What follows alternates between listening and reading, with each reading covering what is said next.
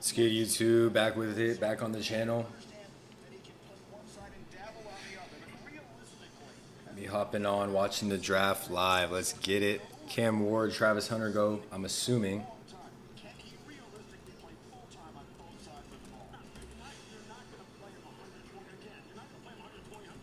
First picks. Let's meet this real quick. Cam Ward followed by Travis Hunter. Good stuff.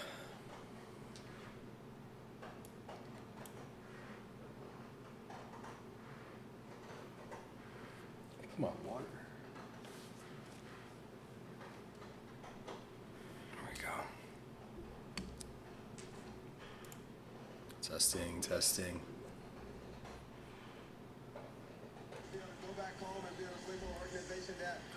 Travis Hunter goes to the division rival Jacksonville Jags. That's fine. Trevor to Travis is what it is. I think he's a better corner, but we'll see how they use him. They'll probably have a couple packages for him on offense no matter what. But I don't know all that jazz about him wanting to play both sides no matter what. It's a little crazy.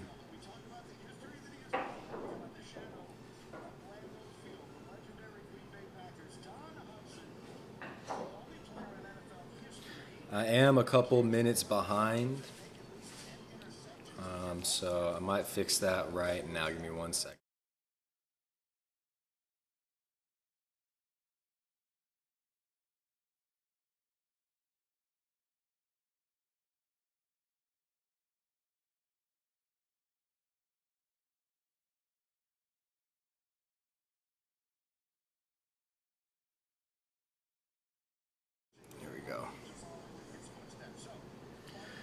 There we go. Giants pick is in at 3.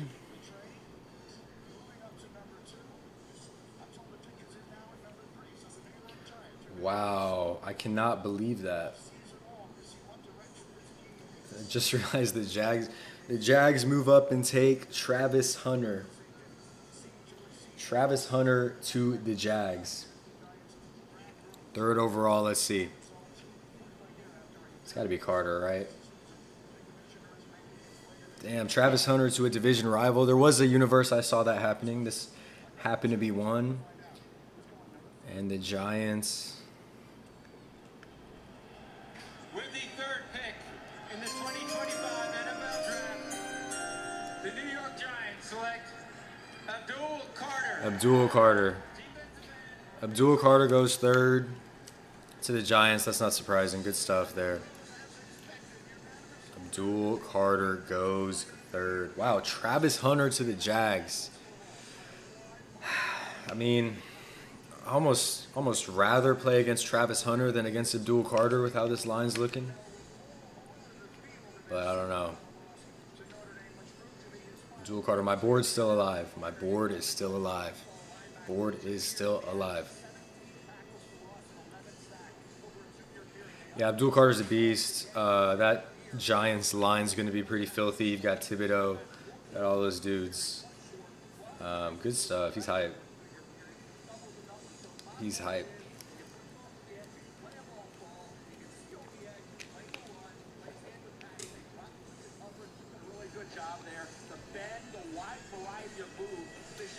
Giants fans. Surgery, no surgery. That's what would push it after because it did not. The New York Giants have 2 edge rushers. Avon Thibodeau, Brian Burns. Play them all. Brian Burns. So it's Brian Burns, Thibodeau, and Abdul Carter as a disgusting defensive line. That's crazy. That's nuts. Can they score points, though, is the question. Can they score points is the question. That is funny.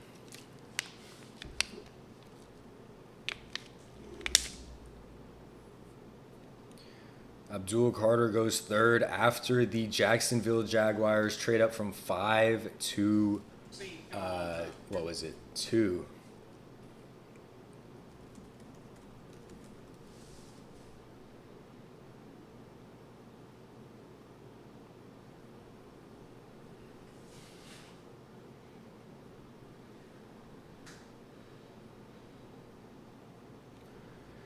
Very interesting. So yeah, the stress fracture thing, I mean, we all knew that wasn't really a problem. Let's be real. So not a big deal there, but good stuff. Happy for Abdul. Definitely top 3. So it will be interesting. So far, everything's going somewhat to plan besides the trade up. But Abdul Carter goes to the Giants. 3rd overall. That's fine. We'll get a solid player. It's whatever.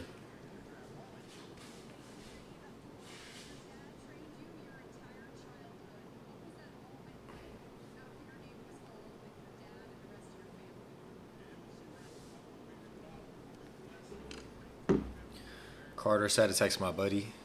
Was right on that. That's good.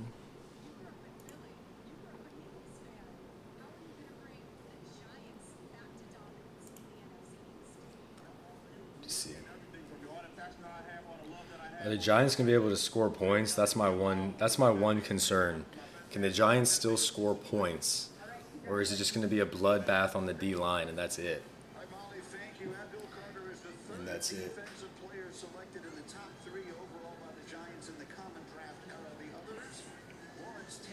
What are you thinking about the Travis Hunter trade up though? That's crazy. I mean, look, if I was drafting in the top 5, I'd be taking Travis Hunter. There's no doubt about that. I think it's the right move, for the Jags. I'm not worried about it. I am not worried about it as a Texans fan. Amazing player, solid player, good guy, I would assume, but I'm not worried about that. I would be much more scared of Abdul Carter falling to 5 for the Jags than Travis Hunter. So we're chilling. All right, as it goes to commercial. Board's still alive within the first 3. The biggest names on the board we got to look out for. How far does Ted McMillan drop? And then does Will Campbell drop at all? Is Will Campbell an option? And then if Campbell goes before Membo, are the Texans trading up for Membo? That's the biggest thing. That's the biggest thing. I'm also not checking socials, not checking Instagrams. I'm like a minute behind the normal draft process, and I'm trying to keep it that way, but I'm not looking really at the YouTube chat, so y'all can talk about it in there. But news of the draft has been definitely Travis Hunter going to the Jags. It's chill. Good for him. Good for them. Whatever. Not worried about it. We'll be straight. Like I said, I think Abdul Carter would have been a little rougher to deal with, in my opinion. Board is still alive. Appreciate y'all hopping in. What's up? What's up? Appreciate y'all. Damn, I didn't think, that new GM, that new Jacksonville Jaguars GM who looks like 20, he's making moves. He's got the connections already. That's good to see at least. Yeah, guys, I have a board up here to the left too. Kind of just some food for thought. Everyone in green, like, we shouldn't be able to get without trading up. If somehow Kelvin Banks falls to you, that's good. That's solid. But realistically, none of those guys will probably be the 25th pick unless you trade up. Guys in yellow, little more certainty there. I'd say once you get past Matthew Golden, there's a good amount of certainty. You could get them at 25. But the news around the Texans has been that they are just preparing to trade up. So if they want to trade up, that's on them. That's fine. You secured all those 7th round picks for the trade up. That's solid. Go do your thing. But at the same time, let's not trade up for Gray Zabel, okay? I don't really care how the board falls. Trading up for Gray Zabel would ruin my night. As much as I hate to say it, I like Gray Zabel. He's a good guy. But we're looking for something spicier for sure. I forgot how many ads there were on this. This is nuts.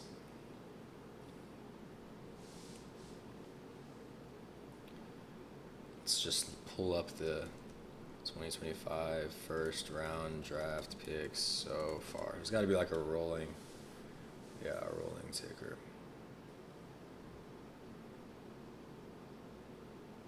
The pick is in.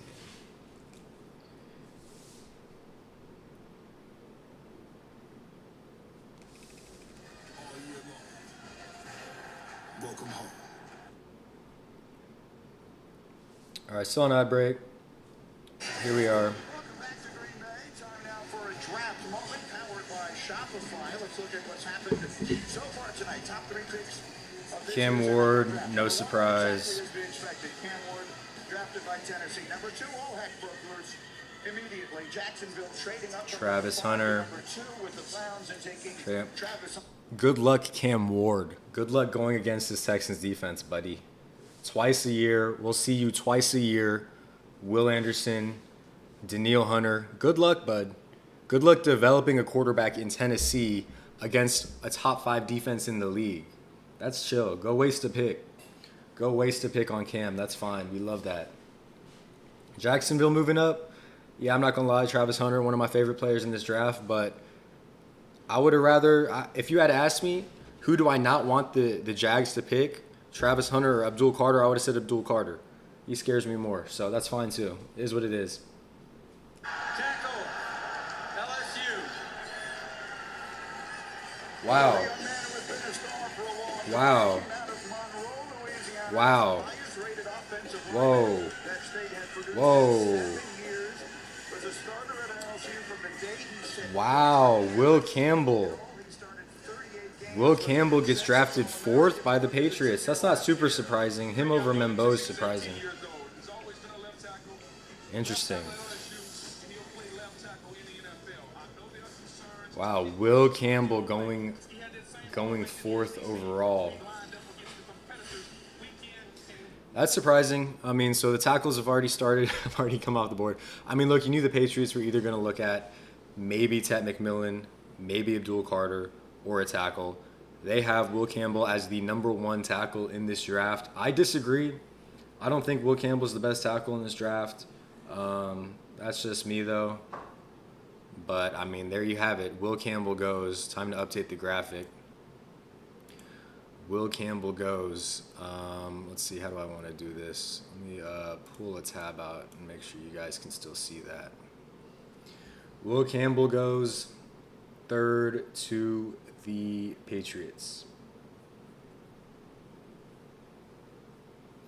Little surprising, I'm not going to lie. Little surprising. That was the first real surprise. It shouldn't be as big of a surprise as it is, but still. Okay, the tackles might start flying off the boards here. You got to be careful if you're the Texans. You got to be careful if you're the Texans, because the tackles could easily start coming off the board. That's the reality right now. That is the reality. Well, it's what we expected, but still, seeing it, now you got to believe it, right?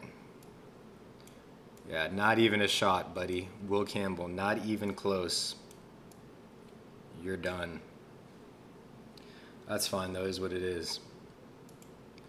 Is what it is.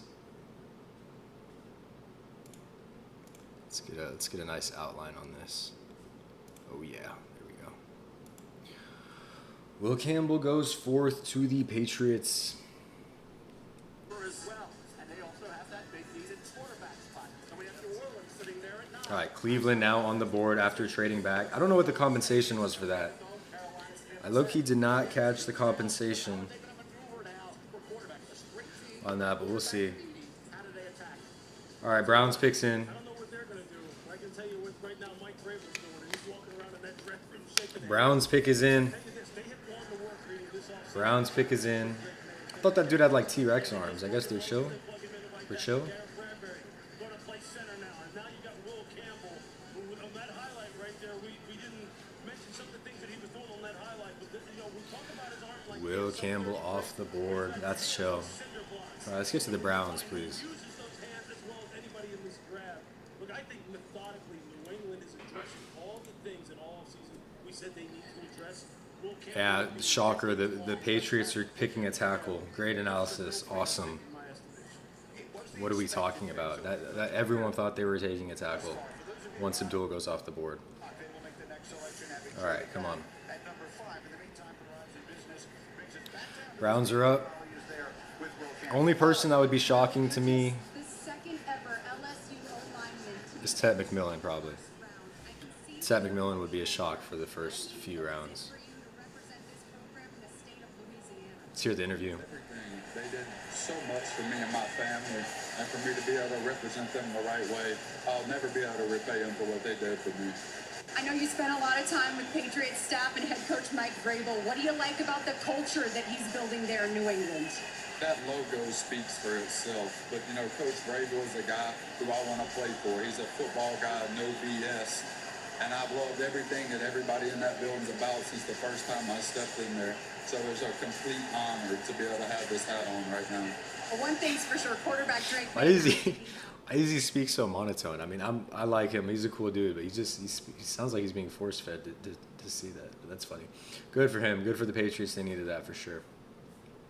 All right, Browns. Opportunity for these young men. By the way, the older football fans in our audience will appreciate this. Mel, the Patriots have drafted a top 10 offensive lineman only once in the common draft era. It was John Hanna, who was 4th overall in 1973 and may very well be the greatest guard. Dang, look more happy. Why are the Browns draft room looks dead? Like, you got your guy, man. I need to see some more excitement. Why are we not happy? Oh, I'm tripping. They're next. I'm tripping. My bad. I'm tripping. They're waiting. All right, here we go. With the fifth pick in the 2025 NFL Draft, the Cleveland Browns select Mason Graham, defensive tackle. Mason Graham. All right, fair. So after all the Fair. speculation about all of the surprises we may get outside. Mason Graham's a great player. He's a great player. First defensive player, technically, to come off. I guess that's weird saying that now. Oh, no, Abdul Carter. I'm tripping. Mason Graham, defensive tackle out of Michigan. Solid player. Great pickup. Can't hate on that. It's a solid player.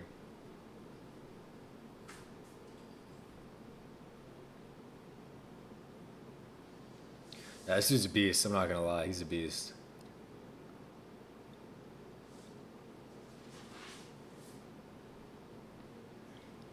He is a beast. So if the Texans were going to trade up, I know there's been rumors and talks about them potentially moving to like 13 at the earliest. I'm thinking more like 20 maybe. Do a trade with the Broncos, get ahead of the Steelers in that group. But so far, board's looking good. I really wonder where Tet goes. That's the biggest question mark I have. Like, Tet's the biggest question mark I have early on in the draft. In this second, part/leg of the draft, I really wonder where oh my gosh, I'm blanking. First it's Tet. Why am I blanking so hard?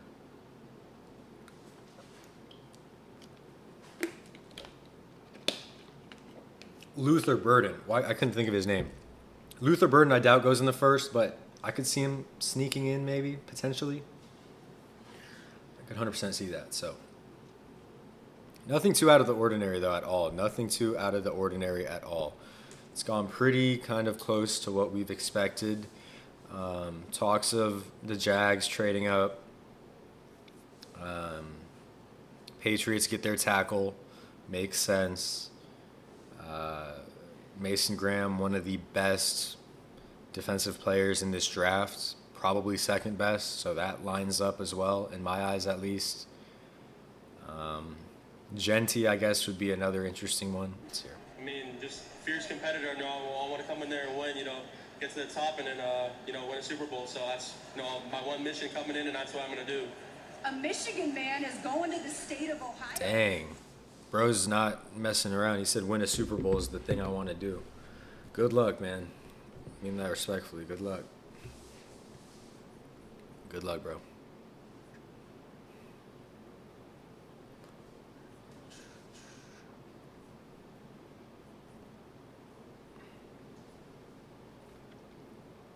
So now the Vegas Raiders are on the clock. And what a fascinating Raiders, is this where Genty goes? This might be where Genty goes, right? Well, we were talking about Shedeur Sanders here. He has a long I think Genter. Oh my gosh, I think Genty his over-under to be drafted was 6.5. So this is going to make a lot of bettors happy or real mad right now. But Raiders draft room, they're thinking about it. I don't see any phone calls. I think they got it. I don't see a single phone call. They look like they're sticking and picking. They have time. They have time. So the argument for Sanders to the Raiders, yeah, it makes sense. I think it's too high. I think it's way too high. I think you need a run game. Genty's one of the most impressive running backs we've seen ever. Yeah, I mean, Genty makes a lot of sense. Feels like he embodies the Raiders, mindset / attitude. But I don't know. We shall see. Pick is in. Here we go. That Pete Carroll, considering where he came from and what his philosophy is, he'd be sitting there going, how do we not take the guy? Yeah. It's a team that has a lot of holes, and one might think that taking a running back is It's good, Benji. Good to see you, man. for hitting with as many needs as this team has. We're going to find out right now. I see the commissioner making I'm like a minute behind, just letting y'all know. Raiders at 6. We're flying through this, it feels like. With the 6th pick in the 2025 NFL Draft, the Las Vegas Raiders select Ashton Genty, running back. What does he say? Good pick. Good pick. Ashton Jenny at 6. Good pick. Good pick. Raiders, Ashton Genty goes. I just hit my bet, I bet. I think I just hit my bet, so shout out that. But, yeah, Genty goes 6. That makes a lot of sense. What even is there to say? Goated running back. Great college running back. I mean, balance, footwork, speed, agility. His trucking ability is crazy. Only thing we didn't really see him do is catch the ball out of the backfield, but I mean, he can probably do that. Let's be real. He's probably got that in the tool bag. So Genty goes 6 to the Raiders. Genty goes 6 to the Raiders.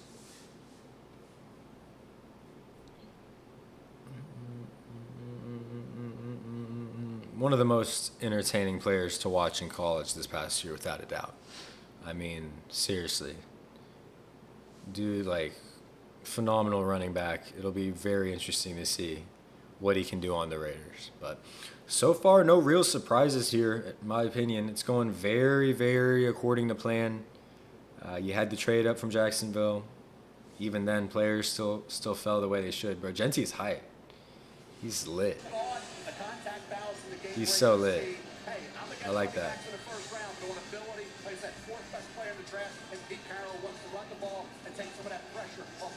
Does feel like a very, very Pete Carroll move. You want to run the ball. You want to take that pressure off of Geno. You got the best running back in the draft, without a doubt. Although Amari and Hampton could give him a run for his... Okay, he's a little too lit. We're doing a little too much now. We're doing a little too much, in my opinion.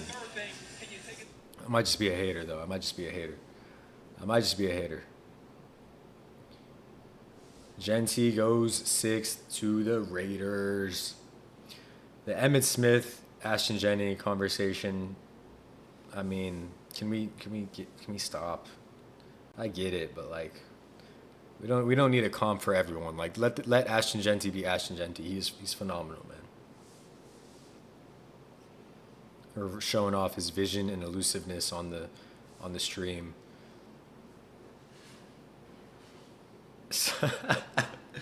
Someone said they're not going to be happy if the Saints draft Sanders.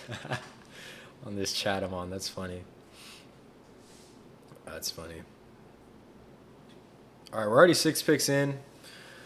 So 6 more and we can start questioning whether the Texans trade. Again, already 6 picks in, about 6 more until we start really thinking about when they trade up. So Nathan, what's good, boy? Good to see you, man. How you doing? Nathan hopping in. That's the GOAT. For sure. But yeah, Genty just went 6th. About a minute behind. Yeah, it's a good pick for them. I don't know why we need to compare him to Emmitt Smith. Doesn't need to happen, but is what it is. So who's up next? I should know this. Why can't I remember who's next? 5 draft order. Here we go. Here we go. This is what I needed. The Jets, that's right. Jets, Panthers, Saints is where you could think about Sanders. I think the Texans could trade up. I don't want them trading up past 15. I don't think they will. But there's been reports that they might trade with like Miami or the Cowboys. Come on. I don't think we need to do that. I don't think we need to do that at all. Football field. All right, congratulations. The highest selection ever for a Boise State player. Thank you so much. Grady. Molly, the Raiders averaged 3.6 yards per rush last year, last in the NFL. Look at the celebration. Lone Star High School, Texas. Congrats. Nice. That's good. Good for them. It's a good story.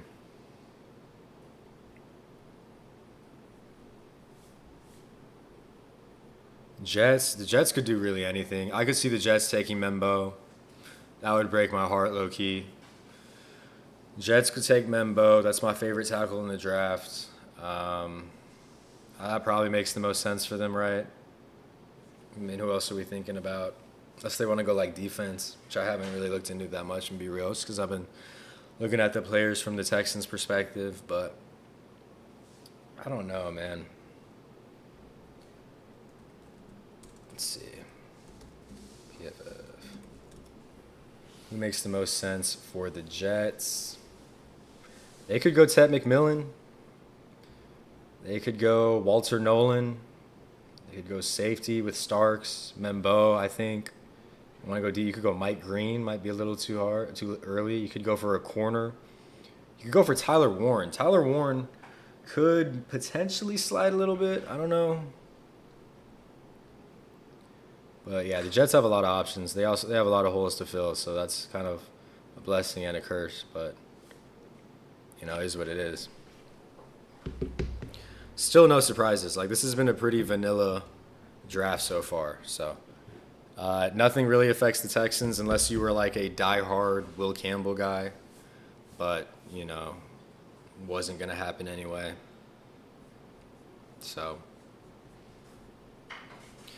Will Campbell gone, Mason Graham gone, Genty gone, Carter gone, Hunter gone. I'm telling you, Ted McMillan, he's still around, man. Ted McMillan's going to have a chip on his shoulder. It's good. It's good. I don't know how to say your name. Gino Nader? It's good, man. Good to see you. How far we think the Texans are trading up, guys? Or are they? It's been reported they've been looking at trading up, trading down, and sticking, which really tells you nothing, but most of the reporting has been the Texans will trade up. Most of the reporting. So, again, if they trade up, I expect it to be around 20. I would be shocked if it went to 15, and I would be completely obliterated / floored if they went up to like 12 or 13. I would be shocked. I mean, you'd have to give up this year, third, future second, maybe. Like, it would be disgustingly expensive, and I'm not really a fan of that, so. Not a fan of that at all, but good to see everyone. Appreciate y'all hopping in. Appreciate y'all hopping in. The Jets pick is in. I'm curious. I'm curious about the Jets. I'm curious about what the Jets are going to do. This could have implications. The Jets could have implications. Also, prayers for Cam Ward. Good luck, dude. Good luck developing Cam Ward anytime he comes to Houston. Good luck on that, man. All right, here we go. With the 7th pick in the 2025 NFL Draft, the New York Jets select Armand Membu. No. No. Why? Oh, I told you, man. No. No. That was my guy, dude. Armand Membu has been my guy for the whole draft process. That's so sad. Like, he wasn't getting to 25 realistically, but there was like a pipe dream of him falling, bro. No. No. Like Armand Mumbo's plant, plug and play. Nah, bro. I see way too many people disrespecting Armand Membo. Y'all don't know ball, bro. Just say you don't know ball. That is the best tackle in this draft. Stop playing. That is the best tackle in this draft. Can we acknowledge how, like, fire my board has been falling so far? Guys, I know what I'm talking about. They're going when I said they'd go. They're going when I said they'd go, man. Oh, that's so depressing, though. Armand Membo is my guy, bro. It is what it is. Solid left tackle. I mean, you know, damn, Panthers are already picking again. Dude, this draft is going really quickly. This draft is falling. That's what I'm saying. This draft is falling like how everyone expected. Don't disrespect Membo, bro. Do not disrespect Membo. I think he's the best tackle in this draft. Which means your two premier tackles are off the board if you're the Texans. If you're the Texans, you want a lineman, top two tackles already gone. So if you want to trade up for Kelvin Banks Jr., who's in the green up there, you want to trade up for Josh Simmons, you want to go for Donovan Jackson, that is what it is. But, man, I'm not going to lie. I like Membo, dude. He was my guy from, like, when I first started watching these dudes. I liked him a lot. He's a little shorter. He's only like 6'3", but he's heavy. He's built. I don't remember his exact weight. I don't want to get it wrong, but I want to say it's up there. It's up there. But he moves like his footwork is kind of like a D tackle. It's just, he's great. Oh, he's talking about Zach Wilson. What are we doing? Unfortunately, he goes to a pretty shitty franchise, but it is what it is. These Jet fans have no idea what hit him, bro. They're just like, they look a little sad, bro. Like, you need linemen, let's be real. Panthers could do anything as well. Panthers could low-key do anything. I don't know if they're going to go O-line because what's the value there? I mean, are you really taking Kelvin Banks right now? Are you really taking Josh Simmons right now? So, not 100% sure what they're going to do. They could go Ted McMillan.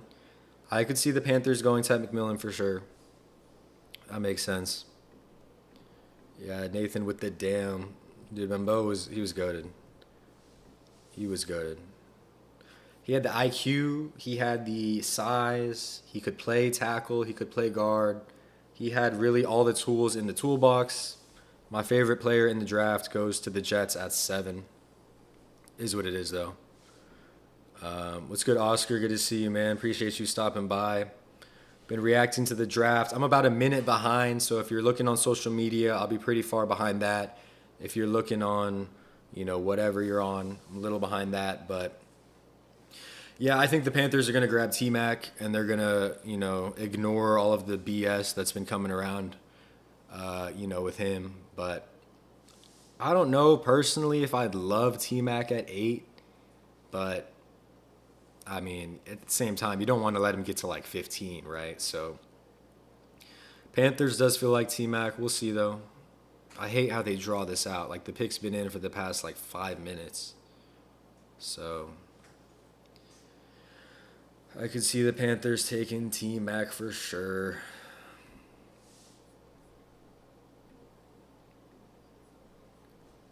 I'm trying not to look at my phone because I'm sure it's been up by now, but trying to think who else could they take. I don't know, man. T-Mac just feels like the best fit. I mean, if you want to go receiver, you have to go T-Mac. He's the best there is. No way they want a running back. Offensive line just got rounded up. You'd be looking at defense, which is not my forte this draft. You have to go defense.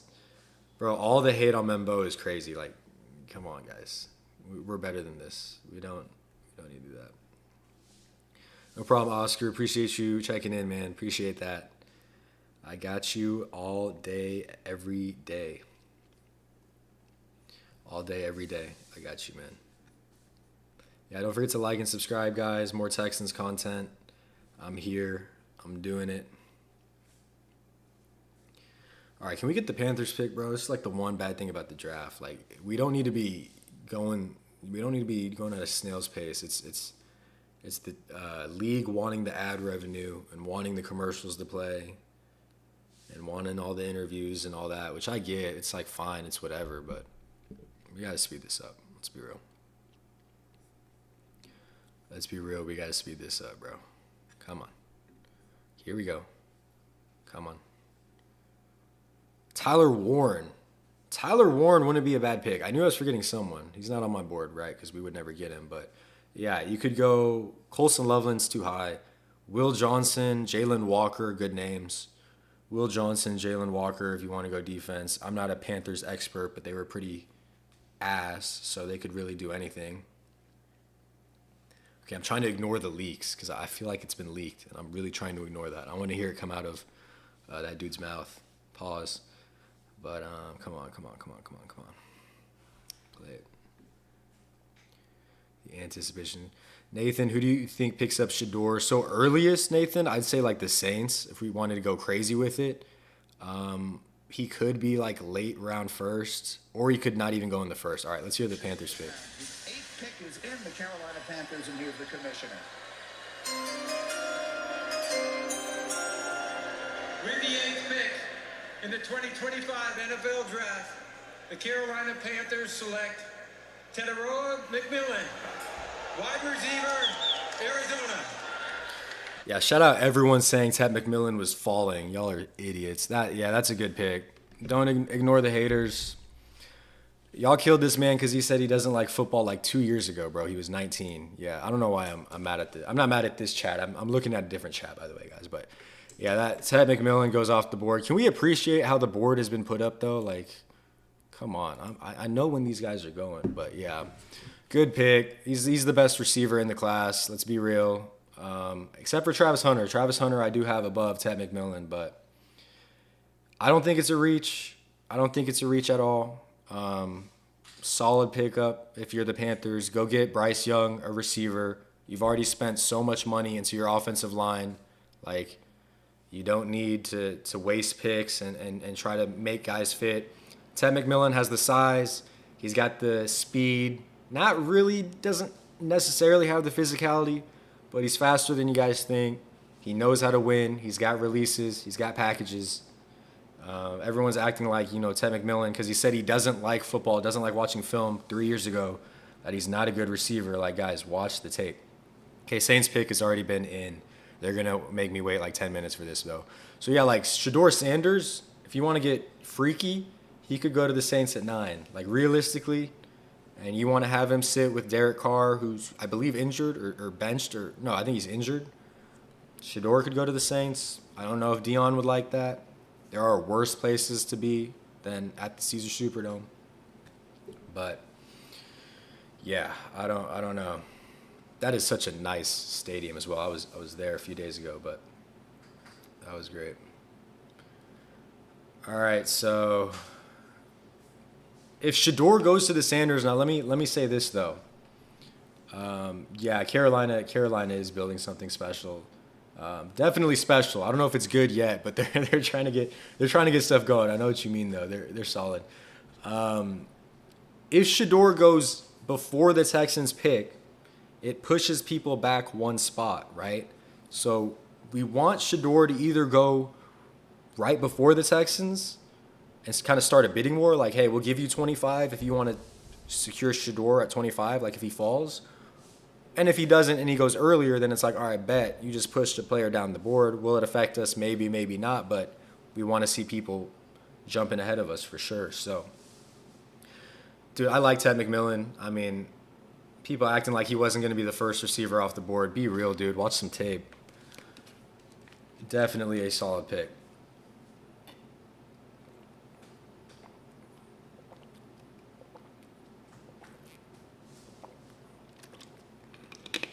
If I'm the Jets, I'm happy, bro. These Jets fans, like, these New Yorkers, bro, they don't know ball. Someone said C-Mac to T-Mac, WTF. That's funny. Christian McCaffrey to T-Mac. That's good. That's funny. That's funny. C-Mac to T-Mac is funny as hell. I'm not going to lie. All right. Oscar says, what do you think about the Texans picking Kenneth Grant with their first pick? Kenneth Grant, great defensive tackle. Around 25 is where I would see him going. The Texans need a lineman or a receiver. Like, I think you are handcuffed to lineman or receiver. I don't think you can pick up Kenneth Grant. Not saying he's not worth it, because he is. If I was a team and I needed a D tackle at 25, he would be number one on my list. But at some point, you've got to address some of these needs. I'm not saying you want to reach on an offensive tackle. It's not what I'm saying. But, if there's a good tackle, if Kelvin Banks is still around at like 20, I'd much rather trade up for Kelvin Banks than stick and pick Kenneth Grant. That's just the reality. Also, D'Amico Ryans is annoyingly good at taking a random dude off the street and making him work at D tackle. Like, whatever D'Amico Ryans does on defense, like, it works. So I trust, I think it's easier to find a rotational D tackle than it is to find, a left guard you can play, And I think they know that. I don't think they're going to go defense in the first round. I'd be shocked. I would be shocked. I wouldn't like it. Again, to get back to your question, what do I think about it? Would not like Kenneth Grant at 25, only because you need a receiver and offensive lineman. I mean, that's what I have on my board. If you couldn't tell, I'm a big receiver O-line at 25. Big receiver O-line at 25. All right, still waiting on the Saints pick. If this is Shedeur, this is nuts. Let's just agree, if Shedeur goes to the Saints, that's insane. That's clinically insane. Shedeur is not that amazing. If he played a different position, we're talking about a second-round pick, right? He's a quarterback, so there's value in that. But this is insane if it's Shedeur. The division, the two former number one pick overall, the Baker and Bryce, in addition to Michael Penix Jr. I'm the Saints. I'm taking Shedeur Sanders. Let's find out if that's what they've done. Here's the commissioner to announce the take for New Orleans. With the 9th pick in the 2025 NFL Draft, the New Orleans Saints select Kelvin Banks Jr., tackle, Texas. No. Kelvin Banks Jr. is one of the most decorated linemen in Texas history. He was a unanimous All-American. Wow, Kelvin Banks he goes at 9? Wow.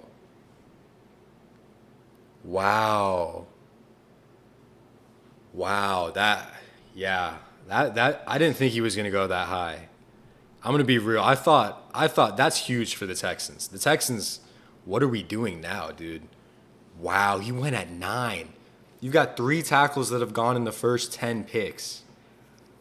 Bro, what? Okay, now if you're Caserio, you're calling phones, you're saying, what are we doing? Are we going offensive line still? That's insane. Kelvin Banks goes at 9 to the whoever the hell he went, the Saints. Yeah, that's crazy. Good pick. It's a little high. Let's be honest. That's a little bit high. I'm thinking maybe 11 to 15 for Kelvin Banks. I guess that's 9's close to that, so don't kill me for that. But wow, 3 offensive tackles in the top 10 picks. The Texans are screwed for offensive. So the Texans need to go guard now, is what I'm hearing. As unfortunate as that sounds, yeah, he went high, dude. Kelvin Banks went way higher than I could have imagined. Again, if we were talking about Kelvin Banks at 12, 13, 14, 15, maybe even 17, 18, I mean, my goal was to trade up and grab Kelvin Banks. That was my number one, besides getting Ted McMillan, right? Because that's just, in my heart, I want a receiver in round 1. I'm just selfish like that, right? But other than that pipe dream, realistically, Kelvin Banks was my guy we trade up for. So that's insane. Kelvin Banks goes 9. That has repercussions for sure. Wow, the Bears have already picked 2. Everyone is flying through their picks. This might not be the year we get a future tackle, boys. We might have to wait on the future tackle. Kelvin Banks is gone. Membo's gone. They're all gone. Campbell's gone. Might be time to look at a guard or an Emeka Egbuka type of guy. We might need to start looking at Emeka Egbuka because, I don't Do you want Josh Simmons? Does Josh Simmons' knee even work? Realistically, does Josh Simmons have a knee? Respectfully, I don't know if you want to trade up for Josh Simmons.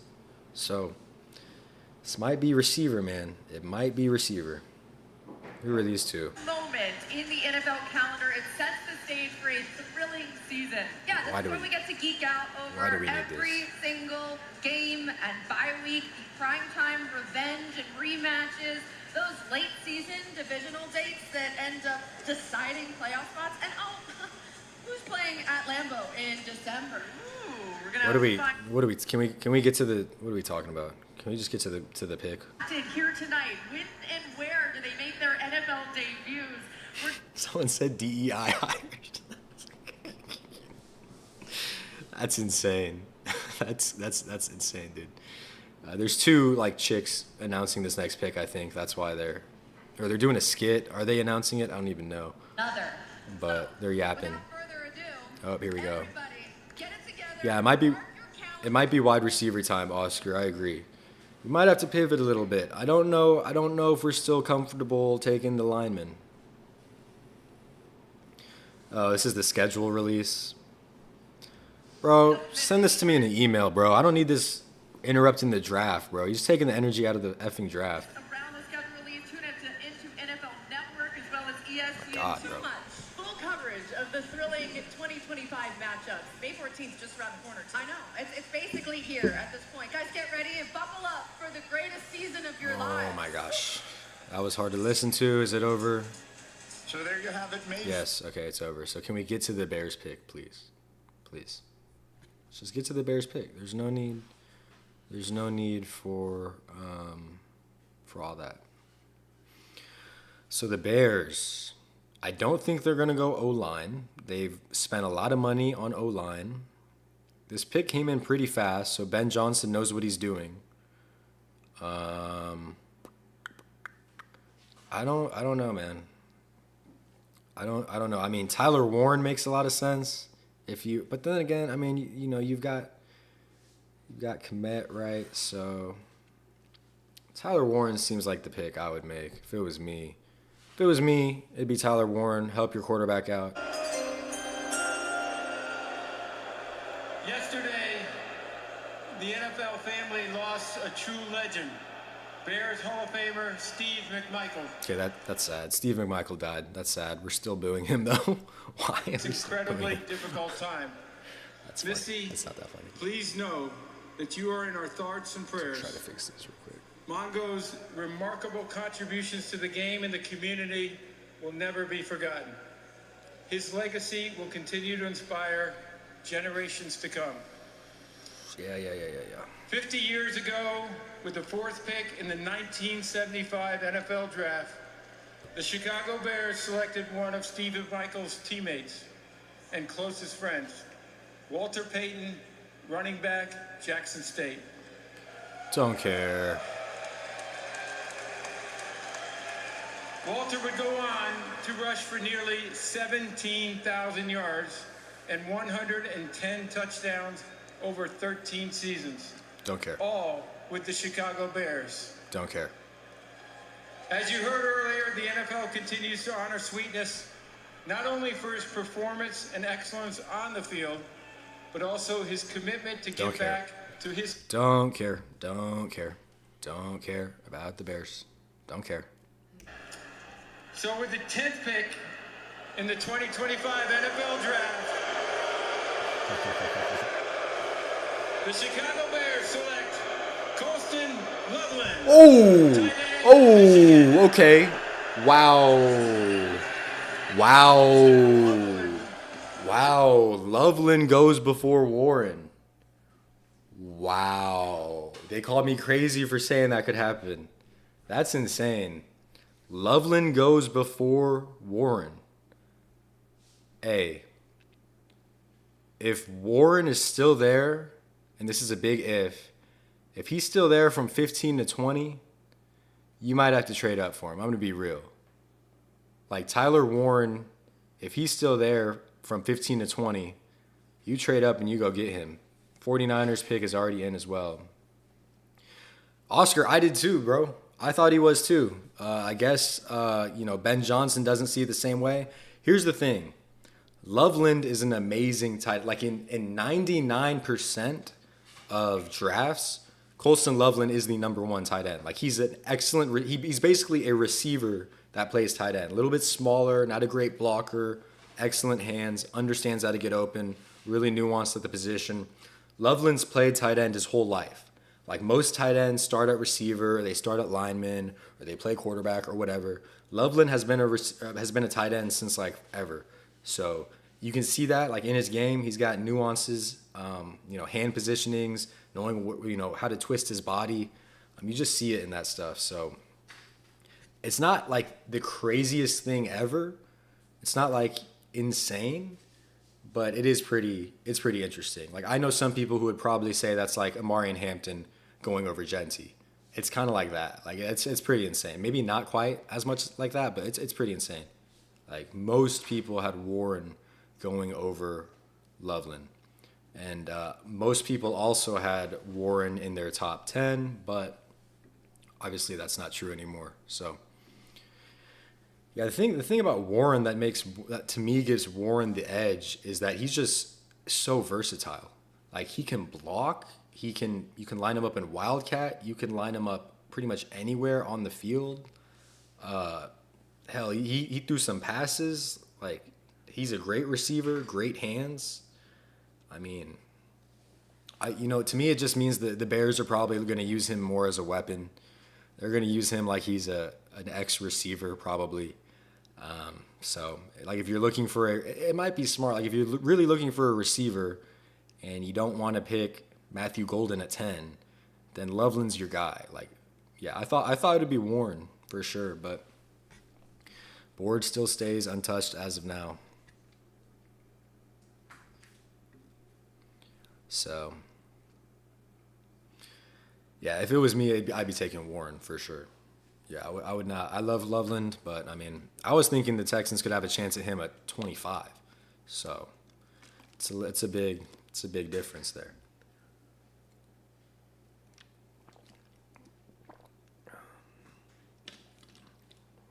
Also, who thinks Hunter's locking up Nico Collins? Yeah, good luck with that. That's not happening. Actually, I don't want to disrespect Travis Hunter. He's a phenomenal corner. So take that with a grain of salt. But yeah, good luck, dude. Good luck trying to develop Cam Ward in Houston. That's 2 games of the year you're not getting back, bro.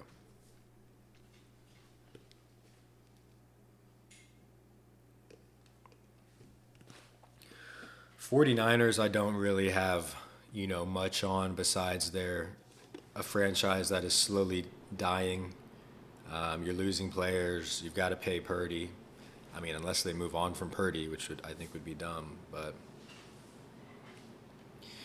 yeah, so I don't know. I don't know much about the 49ers. I can't tell you much about the 49ers at all. Okay, what would be the most devastating pick if the 49ers were to take them? I would say the funniest thing the 49ers could do is take Tyler Warren and, like, let's say there's a universe where he just turns out to be, like, so much better than Loveland, and you're like, yeah, that's the most Bears thing ever to pass on Tyler Warren. So if I'm a Bears fan, I'm definitely like, why didn't we take Warren? But it's the Bears, so it is what it is. But 49ers, if they want to go offensive line, I just, if you want to take Josh Simmons, go ahead and do it. That's fine. I don't want my Texans taking him really, unless his knee's fine. But yeah, that's all you. Go get a lineman, go get Tyler Booker or something. Go reach for him. That's fine. Could they take Amari Hampton? Probably not. At 11, it's probably too high. Do the 49ers take Sanders? No way. No way the 49ers take Sanders. I believe they are very happy with Purdy. And they'll have to pay Purdy. It's a hot take, but I think the Texans could really benefit from drafting Harold Fanning Jr. if he falls to the 3rd. You're talking about the tight end. Look, I would not be upset with the tight end pick at all. There's some good tight ends in this draft. I would say Elijah Arroyo from Miami is a solid player as well. I don't necessarily think Arroyo falls to the 3rd, but yeah, I hear what you're saying. The thing is, you could also look at a running back in the 3rd too, because right now we have 2 picks in the 3rd round. So we have 2 picks in the 3rd round. They're actually putting up this really interesting graphic about Sanders. So Purdy, Prescott, Tua, Anthony Richardson, Daniel Jones, Penix, Murray, Burrow, Sam Darnold, Baker Mayfield, Bo Nix. Those are the quarterbacks. So that's what I'm saying. He might not go in the top 20, But if some team wants to trade with the Texans and the Texans move back to 32, or not 32, but, back in the draft, that's fine, man. Stack up on picks, that's fine. You already don't really have a good tackle you would be comfortable going for, unless his name is Josh Simmons, which I don't feel comfortable with that. So maybe trade back. That makes sense. It's not fun, but it makes sense. Direct your attention to the main stage video streams for a special message from United States service members stationed at Yokota Air Base in Japan. Okay. Another program.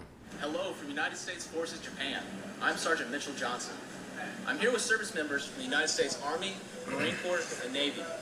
We are proud to announce that this year we are celebrating our 250th anniversary. All right, well, that's playing. Shador might not make the. He might not be a first rounder. That would be insane, but I would love it. I mean, I don't think so. I think if Shador gets past 20, some team's gonna trade up for him, add him to the arsenal. All right.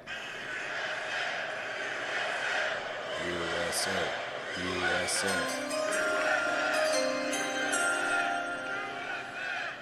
Thank you to our men and women who serve in the United States military Facts. for your sacrifices Facts. to defend our country's freedom. Facts. With the 11th pick in the 2025 NFL Draft, the San Francisco 49ers select Mykel Williams, defensive end, Georgia. They take Mykel Williams, solid pick, good defensive end. Some people were talking about Mike Green. You also could have gone with Pierce Jr., who's a little polarizing.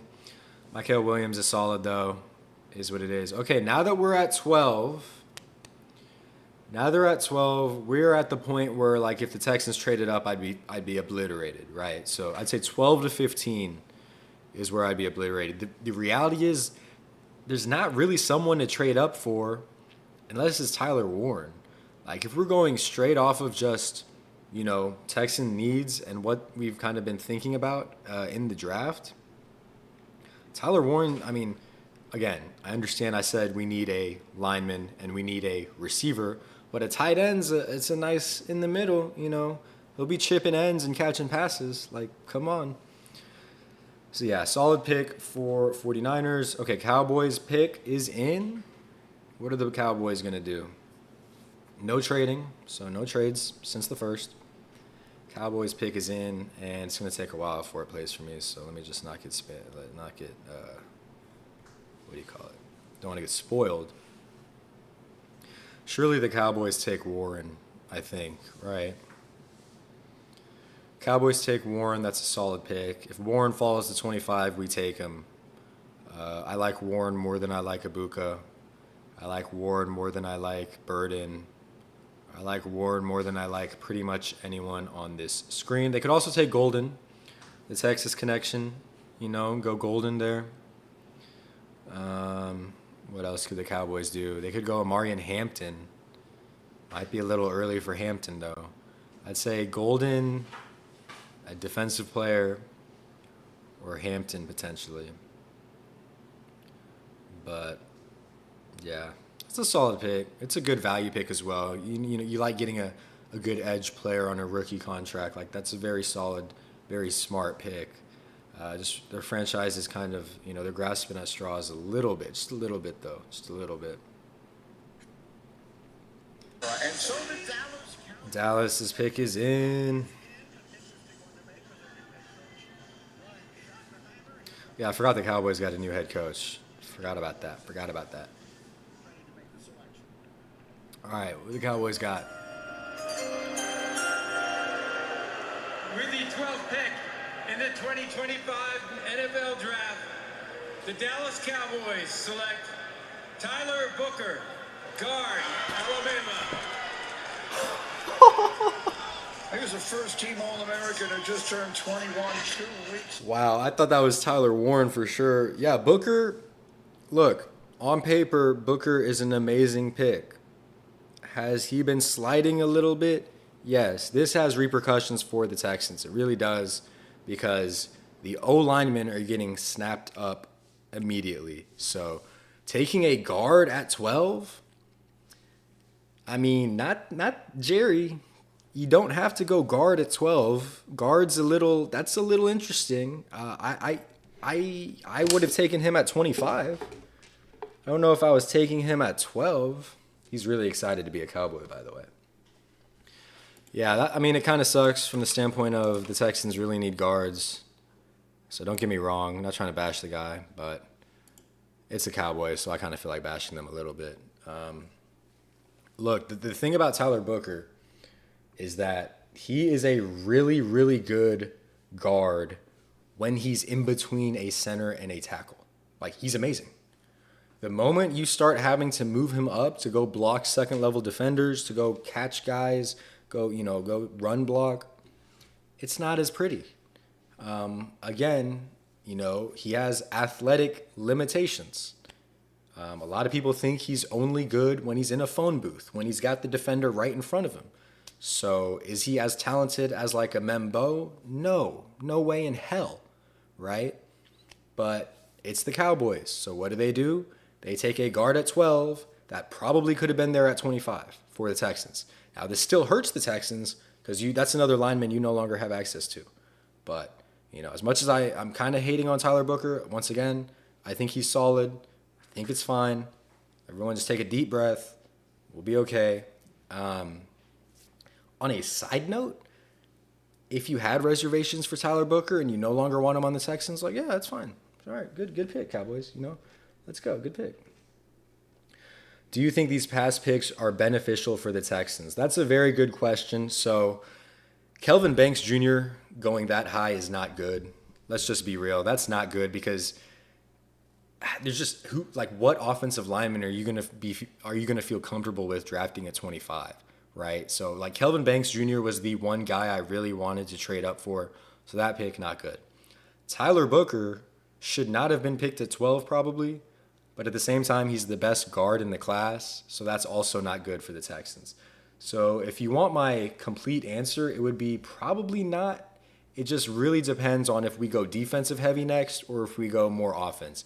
Because if we go more offense, you're going to see Ibuka go, you're going to see Matthew Golden go, you're going to see Amarian Hampton go, you might see some other people go. So at this point, it's too early to say, but the Banks thing was killer. The Banks thing sucked. I mean, he went really high, in my opinion. Booker was a little surprising too. So Tyler Booker at 12. Again, he's a good player. I don't want to bash him. One thing I will say about Tyler Booker that I haven't mentioned yet is he's a great leader. He is a leader, through and throughout. DeMeco Ryans loves those type of guys. So he definitely felt like a guy that DeMeco Ryans and Nick Caserio would fall in love with. He's a little not athletically gifted, but, I mean, that being said, he's mauled dudes for several years at Alabama. Best true guard in the draft. At least he should be. The only knock I have on him, seriously, great attitude, great tape, great, career, college career. The one thing I could knock him for is how athletic are you really? And I'm not just making that up. If you go look at his combine numbers, he was the worst performing combine guard in the combine. Athletically. So, again, the worst performing guard at the combine athletically, Tyler Booker was. So, you got to think about that. Put that into perspective. I think it was Tate Ratledge. Tate Ratledge, who's projected to go in around the third round, was the best ranked guard athletically. But, yeah, again, the combine numbers aren't everything. The numbers aren't everything. It's okay if you're not an extreme athlete at guard. I think he's a solid pick. It's a little rich for 12. So what this is really telling me is these teams have really low grades on these receivers. These teams have really low grades for these receivers. A good receiver might come on down to the Texans, unless it gets so egregious that we have to go, the offense keeps coming off the board and we have to go defense. So, if I had to guess, If I had to guess who the Texans were picking right now, if I had to, like if you like you have to get this right, who were the Texans picking at 25? I think it might be Donovan Jackson. So let's switch the camera angle a little bit. Again, if you asked me who are the Texans picking right now at 25, probably say Donovan Jackson. That's what it feels like. So for better or for worse, for better or for worse. Not saying that's the pick I would make. The reality is you really need an O-lineman, and they are flying off the shelves. So Donovan Jackson probably. I don't think they would go for Gray Zabel. If Donovan Jackson's not there and they pick Gray Zabel, it's like, okay. If Donovan Jackson's there and they pick Gray Zabel, I'm shocked. So yeah, I think it would be Donovan Jackson. I don't think. See, here's the thing though. Do you still trade up and go get him? Because with how the tackles and guards have been coming off the board, maybe you thought he was like a 32nd pick, but Eagles could use a guard, Chiefs could use a guard. A lot of those teams in the back end could use a guard. So what you probably do if you're the Texans is you probably move up and pick Donovan Jackson, which I'm not like thrilled about. I'm going to be real, but it's safe. It's a solid pick. Is what it is. Probably something along those lines. Donovan Jackson seems like the most realistic and safest pick. Definitely agree. Definitely the safest, or definitely the most realistic pick. I don't know if he's the safest pick, but, you just, when you're picking later in the draft, you just got to find solid guys. I think Donovan Jackson is pretty solid. He's a true guard, played a lot of guard, also played tackle for the injured Josh Simmons, who is still on the board. Josh Simmons is still on the board. Let's keep that in mind. Is his knee, a glass knob? Could be the question. He might not have a knee, but he's still on the board. And I think teams are realizing that. I think teams are not liking his medicals. They're not liking his performance. To be clear, I think if Josh Simmons has a healthy year, I think he's one of the best tackles in the draft. So, you tear your patella tendon, and it's like, the whole world falls upside down as it should. Give me Golden. Could be a possibility, man. Could be a possibility. If you get Golden at 25, that's fine. Like, let's be real. Golden at 25, okay. I'll sign me up for that. You could make the argument Ibuka should, but I think Ibuka goes before. So yeah, maybe Golden. All right, Dolphins real quick. Dolphins. Quickly tonight, very few of the teams have taken the full 10 minutes they usually do. So the Dolphins are on. That's what I'm saying. The picks have been coming in really quick tonight. I remember last year waiting forever. With the 13th pick in the 2025 NFL Draft, the Miami Dolphins select Kenneth Grant. Solid pick. Defensive tackle, Michigan. So yeah, there you go. There's your D tackle gone, Oscar. Kenneth Grant already gone, goes at 13. So yeah, there you have it. That's fine. Defense doesn't affect us, honestly, at this point. Defense does not affect us. We need an offensive lineman or a receiver at this point. O-line going fast. Damn, Colts are going to get Warren. Yeah, that's probably right. You're right on that. Warren probably goes to the Colts. O-line is going extremely fast, which is why I feel like the Texans are going to trade up and pick. Oh, they already picked it.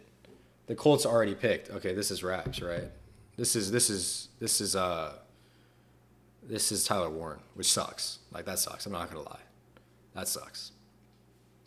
Tyler Warren, like, I remember Hunter. I was kind of like, oh, at least it's not Abdul Carter. Like, whatever, Warren's gonna suck if they pick him. Now, if they pass on him, that's good. If they select him, not good. But let's take a look back at the board. Going pretty much how we expected. Tyler Booker, definitely the biggest surprise, taken by the Cowboys. Banks going early, the other biggest surprise. The Warren slide has been pretty shocking. 15's reasonable. I just thought he was going before Loveland. So I thought he was at like 10 then, the way the board fell. I hope they don't take Connerly. Honestly.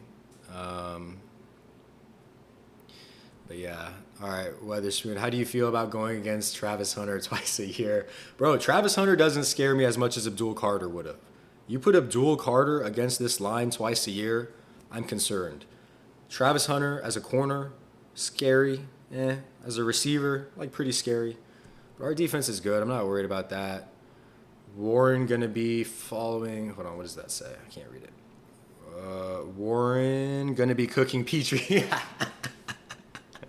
Yeah, Petrie, yeah. Thank God we extended a nickel corner that can't cover. Now he's got to go guard Tyler Warren. That's funny as hell, dude. Yeah, that's brutal. I love Petrie, by the way. It's all love, guys. It's all love. Petrie's one of my favorites. But let's be real. Petrie is not. I don't know, though. He did have a good hit. Like, here's the thing. If he has to cover Warren in coverage, yeah, it's scary. If he has to tackle him and lay a hit, it's still scary. But, like, Petrie can lay a hit. Let's be real. Petrie can lay a hit. I don't even know if he's picked yet. I'm a little behind, but, dude, the Colts selected this pick instantly. So. Direction they go. Here's the commish. With the 14th pick in the 2025 NFL Draft, the Indianapolis Colts select Tyler Warren, tight end, Penn State. Yeah. Well, they had to be doing a dance in their draft room. This could not have fallen better for the Colts. Tyler Warren is the best tight end in Penn State's rich football history. He won the Mackey Award as the nation's top tight end last year, catching 104 passes now. Yeah, that's what you expect. Good pick by the Colts. I mean, they made that pick instantly. It was Tyler Warren. That's brutal. Why didn't the Bears take him? I don't understand that. It's got to be a scheme thing. It's got to be Ben Johnson wanting to run quick, run routes, But Tyler Warren can do all those things. Like, God, what are we doing, bro? That's brutal. That sucks. I'm not going to lie. That's a good pick. I mean, that's probably the best pick a team has made, like, so far. If we're talking value, like, yes, the Jags got Travis Hunter. They traded up. That's probably my favorite pick of the draft, Tyler Warren at 14, which sucks because that's the Colts. But Petrie needs to put on some weight, man. That nickel corner, we need that. The good news is the Texans secondary is very good, and they are very good at tackling. They are very good at hitting. I mean, C.J. Gardner-Johnson's back there. Derek Stingley is a box corner damn near. Kamari Lassiter's tough. Petrie can lay a hit. Got some good linebackers and some good linebacker depth. But the Tyler Warren thing, I think, is more impactful negatively than the Travis Hunter thing, honestly. That's just the reality. I mean, Tyler Warren is going to be Anthony Richardson's best friend. Now, Anthony Richardson still has to make the pass, which sometimes he doesn't do. Like, don't be surprised if Anthony Richardson sails a ball 20 feet over his head. He's 5 feet away. But, like, let's be real. Even Daniel Jones is hitting Tyler Warren. Like, let's be real. So Daniel Jones can hit Tyler Warren any day, or Daniel Jones. Yeah, that's the one thing that's like, bro. Y'all saw it the way Anthony Richardson was playing. Y'all were like, nah, we need someone else. Y'all brought in Daniel Jones. Like, what? That's crazy. I get it. Like, You know what actually be the best idea is just snap the ball straight to Tyler Warren, because he does that shit, bro. That's the thing that's annoying. Like, yeah, Tyler Warren can play quarterback. Like, he can play halfback. He can play fullback. He can play receiver. He can play tight end. That's so annoying, dude. That's so annoying. Good pick by the Colts, though. It's all love. Good pick. Damn, no one traded up for him, man. That sucks. Good pick, though. Good pick. Doesn't really affect the Texans, though, honestly. Only one receiver taken in the top 14, unless you count Travis Hunter, which you can. But that, of course, being Ted McMillan. We knew this was a weaker receiver class. So, Matthew Golden, Emeka Ibuka, Luther Burden. Maybe you want to get really crazy and you want to go take Jaden Higgins out of Iowa, who I think is better than Jalen Noel. I think it's Jaden Higgins, Jalen Noel. I believe that's right. It might be flipped. I don't think it is, though. Yeah, so I don't know if you want to reach that. Like, at that point, maybe you trade back. But Falcons taking some time for sure. Yeah, the Bears really messed that up. The Bears should have just taken Warren, but it's a scheme thing, so it is what it is. It is what it is. Yeah, can we start taking some defense, man? Let's take some defense. Warren gonna be cooking Petrie for the foreseeable future. Yeah, it's oh, I think I read that already, didn't I? Yeah, it's brutal. It is brutal out here. Very solid pick. That one hurt. That one hurt the most. All right, while the Falcons are picking, I'm gonna go on break real quick. I will be right back. See y'all in a sec.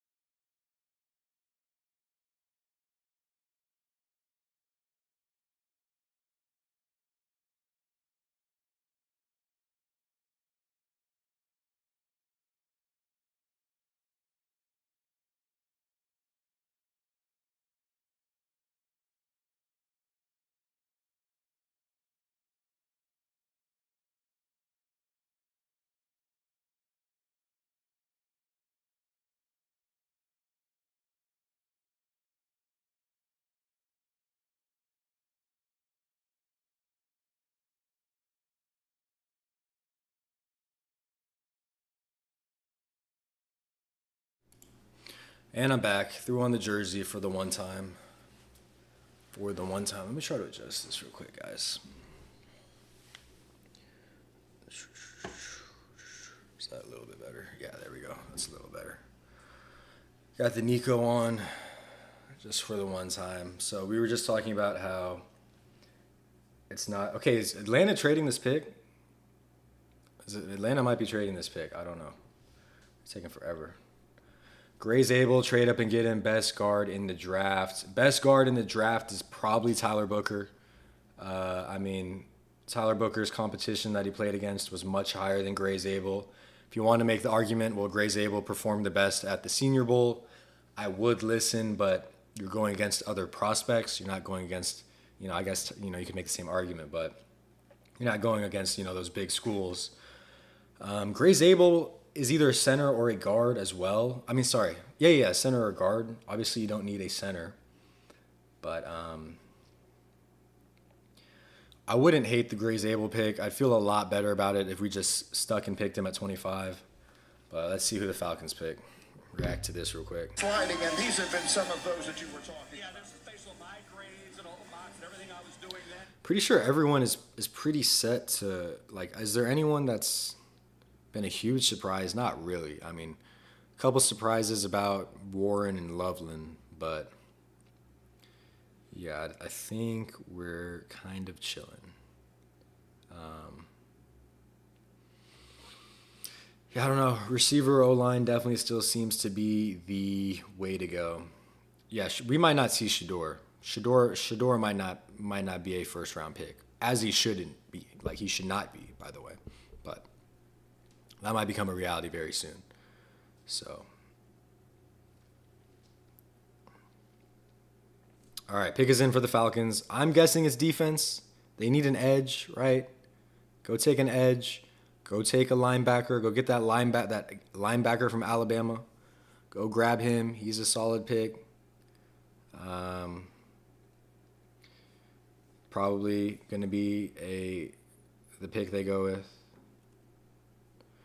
Why are you hating on him? Hating on who? On Zabel?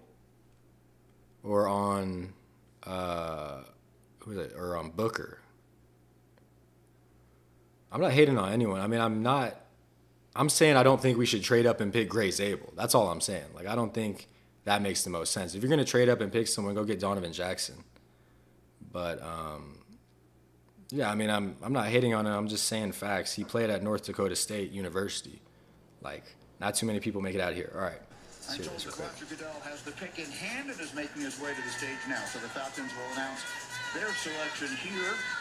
It will be Atlanta, then the Arizona Cardinals on the clock after them, then Cincinnati, Seattle, Tampa Bay, and Denver rounding out the top 20. Here's the commissioner with the Falcons selection. Let's get this pick in real quick. With the 15th pick in the 2025 NFL Draft, the Atlanta Falcons select Jalen Walker, defensive end, Georgia.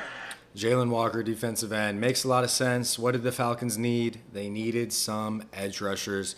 Did feel like they were trying to trade that pick a little bit. Didn't seem like they were set in stone with that, but solid player. Very solid. So, linebacker, very solid guy.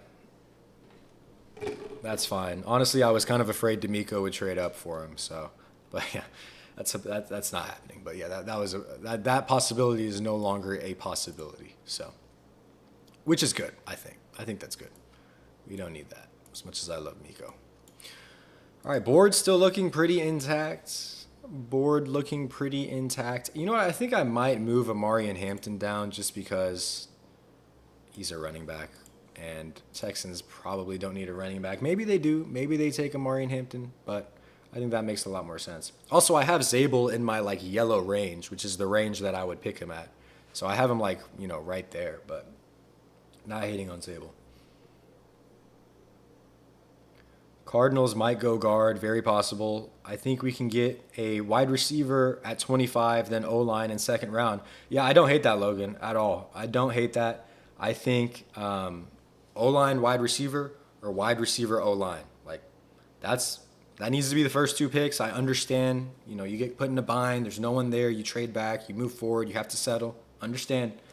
But yeah, offensive line is seeming less and less likely just because 3 tackles got taken in the top 10 picks or top 10 picks. So, there's that. But yeah, if wide receiver right now, it's between Abuka or Matthew Golden. So take your pick. Positives on both. So, yeah, I mean, Abuka, higher floor, a lot of experience. Matthew Golden, less years of experience, less years of production, but man, can he adjust to a ball. Great ball skills, higher ceiling. There's people who like Matthew Golden. There's people who don't. There's people who only like him because he's from Texas. I mean, we get everyone. That's fine. But, yeah, receiver could be the move.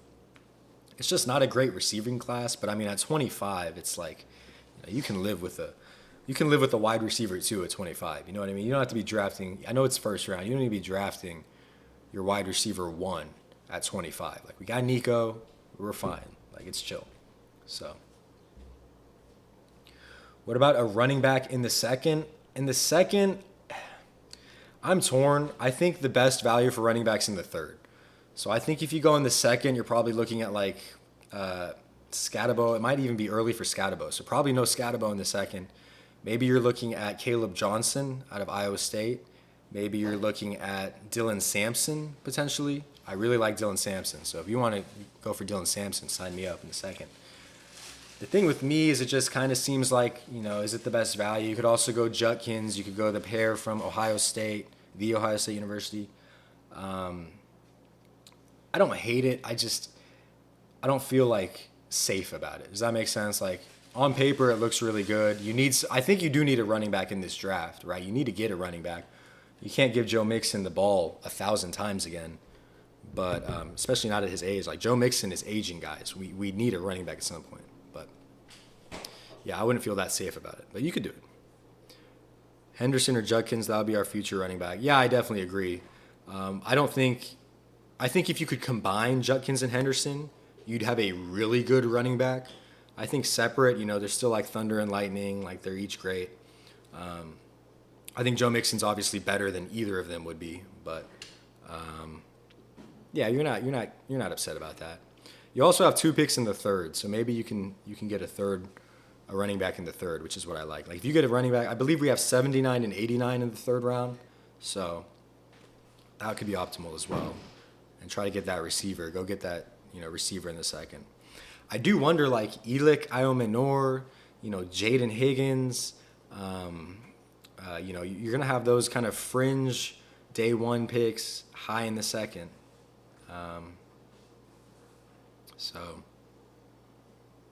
Okay, well, they're zooming in on Matthew Golden for the Cardinals, so we'll see. We will see. Is Dameon Pierce a wash at this point? Seems unlikely until we get his rookie form. Yeah, you can't rely on him. I'll put it that way. If you're relying on Dameon Pierce to be your running back too, don't be dreaming too hard, because like the team doesn't trust him. Bobby Slowick never trusted him. Is Nick Haley going to think differently? Maybe, but like you can't rely on him at this point. Great kick returner though. Keep him at the kick return. I love Dameon Pierce returning kicks. He's very hard to bring down, very hard to tackle. Just the new scheme, or the scheme has not been good to him. The Bobby Slowick scheme. The only reason I say he might come back is because of Nick Haley, but you can't rely on him. So, yeah, that's why you need another running back. Age for the announcement There you go. of the Cardinals at 16. With the 16th pick in the 2025 NFL Draft, the Arizona Cardinals select Walter Nolan, defensive tackle, Mississippi. That's fine. Walter Nolan, defensive tackle from Mississippi. Solid pick. I think the order went perfect. I think you had Mason Graham, you had Kenneth Grant go. Now you have Walter Nolan. That's perfect. That's where I had those guys. Now D tackle is off the board for the Texans, I think, right? I think we can comfortably say that, unless I'm missing someone, which I don't think I am. No way we go edge. So, yeah, I think that makes a lot of sense. I would like to point out that we are now at pick 17. The Texans could realistically start trading up right about now. Like pick 17, if the Texans really like Donovan Jackson, they really like Emeka Egbuka, they really like Matthew Golden, they really like Gray Zabel, they really like Josh Simmons, you could maybe move up and secure one of those guys. Yeah.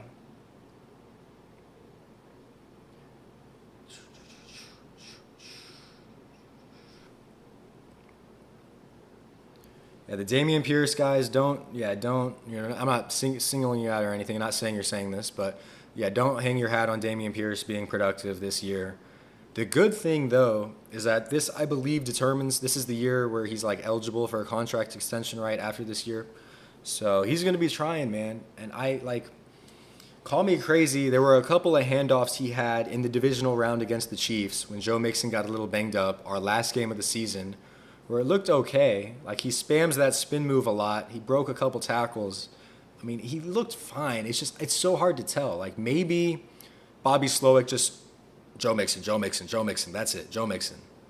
But at the same time, like, we know the first year of Bobby Slowick, Dameon Pierce was the starter.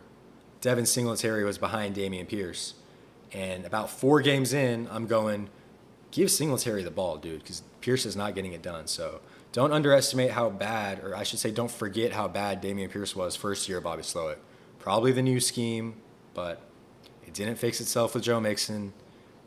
I would love if he could be the running back too. At the same time, you probably need to go get someone in the third, I'd assume. Now, the real question you guys should be asking is Amari and Hampton in the first round. That's the big question. Amari and Hampton at 25. I mean, Amari and Hampton, remember how I said like Judkins and Henderson would be good together? Like, Hampton's that dude, bro. Hampton is that guy. He's quick, fast, can truck, can catch out of the backfield, can hurdle, doesn't really fumble that much, very productive in college. Like, again, you're spending a 25th overall pick on him, so I understand that. But, like, it's not the craziest thing. He's in the red because he's a running back, but I don't know. I get it. All right, Bengals pick is in at 17. Also be ready to look for a Texans trade. Would you rather the Texans trade back or select one of those 3 players in the red? That's a good question. That's a really good question. I would say trade back, because I think if you trade back, you could still get a player in the red besides Hampton, right? I think you can trade back and still have a chance at Connerly, maybe. Although realistically, you're probably trading back and like the Chiefs are picking up Connerly or something like that. Burden you could probably have in the second round. So, yeah, that's a good question. Probably at that point, just trade back. I mean, if it's not a guy in the yellow, just trade back, man. We don't need to try to force it to work with Burden. We don't need to try to develop Connerly. Like, we're trying to win now. We're still trying to win now before we have to pay C.J. Stroud and Will Anderson. So, let's go get some picks for now. So, yeah, I'd say trade back. Trade back pretty confidently. I mean, the board still looks good. Like, there are 5 players right there. We're at pick 17. Like, there are some options here, guys.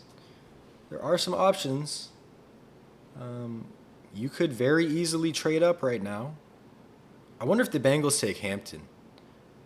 It does feel a little bit like, you know, having your dessert before your vegetables. You probably need a defensive player of some sort. But, I don't know. You can always speculate.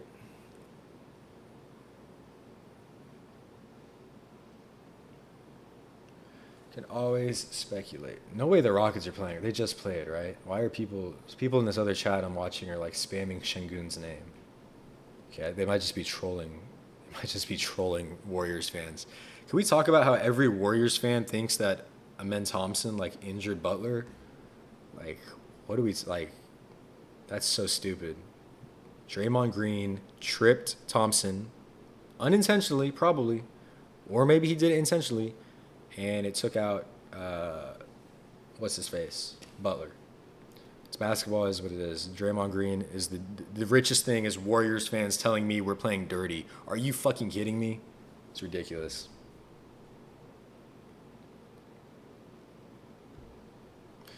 Do you think if the Texans lose in the divisional again, would you consider it a disappointing season? Yeah, I think it would be disappointing. As a diehard fan, I think it would be disappointing. Yeah, I think it would be. I think you're trying to get past that wall while you have a quarterback, a very good quarterback on a rookie deal. If you really think about it, like if we had a decent O-line, and I know everyone wants to play that game, I get it. But like a decent O-line, if Stroud doesn't get sacked 8 times in the divisional, like we might have already done it, man. Like we had massive steps and took massive strides there. So. All right, Shefty is talking. Bengals pick is in. 17th overall is going to be, no drum roll yet. Bengals need defense, right? I mean, every time I watch the Bengals game, they put up 40 and lost by like 5. Like every time. So please don't take a receiver. Not that they would.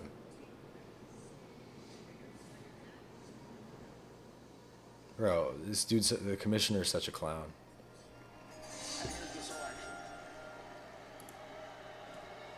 With the 17th pick in the 2025 NFL Draft, the Cincinnati Bengals select Shamar Stewart, defensive end, Texas A&M. All right, so he was a top 10 national recruit coming out of Miami. And I don't love that pick. I don't love Shamar Stewart. I get it. He's from A&M. I get that, guys. I don't know. Like I said, they need a defense. Shamar Stewart impacts the Texans absolutely zero. Like, no impact at all. The Texans have options, guys. The Texans really starting to have options unless something, absolutely catastrophic happens. I didn't get to watch Shamar Stewart that much. Just every time you have a 6'5", 267-pound defensive end that has a 40-inch vertical and can jump to the moon and can jump over a truck and can lift a truck, like he's going to get drafted pretty high. Scouts can't take their eyes off him. But was the concern, like, why is he not getting sacks in college? Like, Myles Garrett had, 40 sacks in college or whatever it was. Yeah, it is what it is. Again, like I said, I didn't get to do, like, a complete deep dive into him. Very polarizing player. But top Bengals take him at 17. It's fine. I mean, they need defense. Like, if it was another team, I'd question it more. But you need defense. Like, what can you do if you're the Bengals, in my opinion? Bet they take Barron. I'm assuming you meant the Bengals. unless I'm tripping. But yeah. So now we have Seattle. Okay, now it's like trade up, trade up, trade up, trade up, potentially. Potential trade up for somebody here. We are currently at pick 18 with Seattle. So far, the board still looks decent. This is my board right now. Matthew Golden's still there. Gray Zabel. One thing I will say, if I may, is that a lot of linemen have been taken up to this point in the first round. And it's a pretty deep guard class. Like, day 2 guards, there's a lot of them. Even tackles. Ursere, Jonas Savaiena. You could make the argument Donovan Jackson, Tate Ratledge. Like, we could name off a list of Ozzie Trapilo, tackle. You could name off a bunch of offensive linemen you could get on day 2. So, that being said, do they go for the skill position guy if he falls? Could be realistic. You could see a slight trade up to secure Emeka Ibuka, a slight trade up to secure Matthew Golden. Maybe if they have them equal on the board and one gets picked, you trade up and get the other one. I don't know. Not in the room. Don't know what they're doing,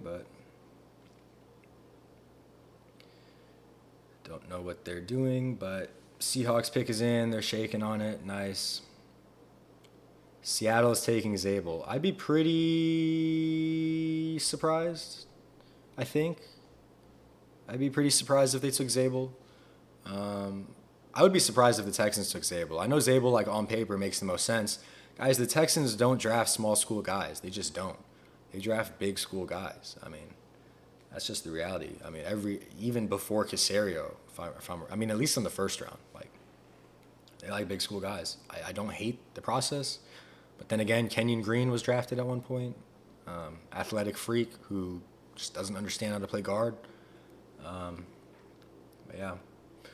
All right, Seattle at 18. Like, if you're Seattle, take Golden maybe. Arnold, so it's sort of a new era with their second year. You're right. Whoever said Zabel, low-key, I could see that. Whoever said Zabel, I could see that. Low-key.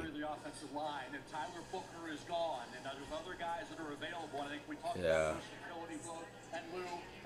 Yeah, I could see that.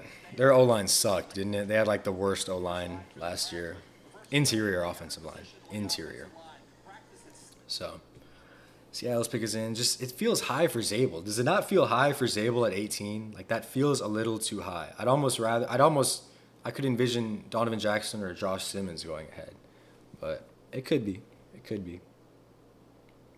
All right, pick is in. Interior of the line is the way to go.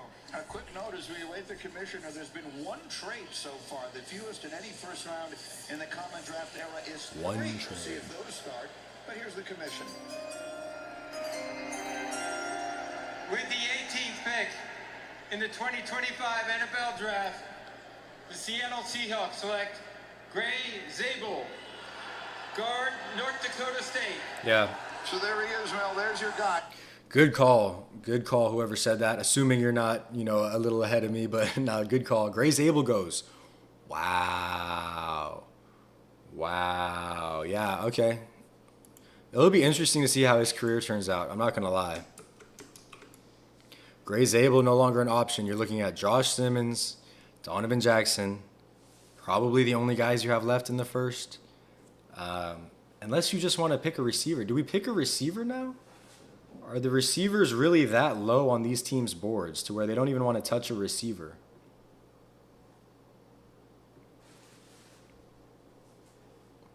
It's interesting. It is very interesting. You might want to start picking up a receiver at this point. I mean, unless you want to trade up for Donovan Jackson, because that's how it's going. You're going to have to start trading up for some linemen that you might not 100% believe in, at least at 25. But I don't know. That's interesting.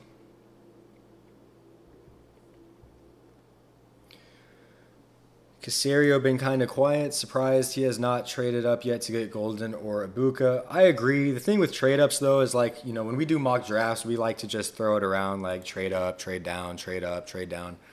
It's a two-way thing, right? Like it takes two to dance. So Casario can be like, I want to get Zabel. Let me trade with Seattle. Let me trade with the Bengals before you. And I mean, if those teams don't want to trade with you, like, you know, you can't. What more can you do? You know. So we don't really know what's going on behind the scenes. We don't really know what's going on behind the scenes, but he could be trying, man. He could be trying. So you never know. I do think we really get into the serious conversation of receiver at 25. You've got, what, 19, 20, 21, 22, 23. You got 6 spots in front of you. There's no guards to take left unless you want Donovan Jackson, in my opinion. There's no tackles left unless you want to roll the dice on Josh Simmons or Josh Connerly Jr. Bad idea, in my opinion.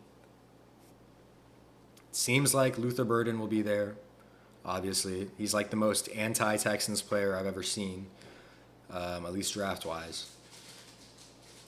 Matthew Golden's still there. Bring Matthew Golden to Texas. I'm sure he'd love that.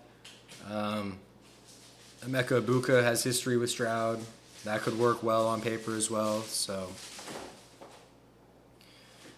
yeah, it is kind of shocking that this really proves to us that we all said, like, we all knew this was a bad wide receiver draft. But, I mean, yeah, it is what it is. Yeah, Paul, they took Zabel. Dude, I hear you, man. They took Zabel.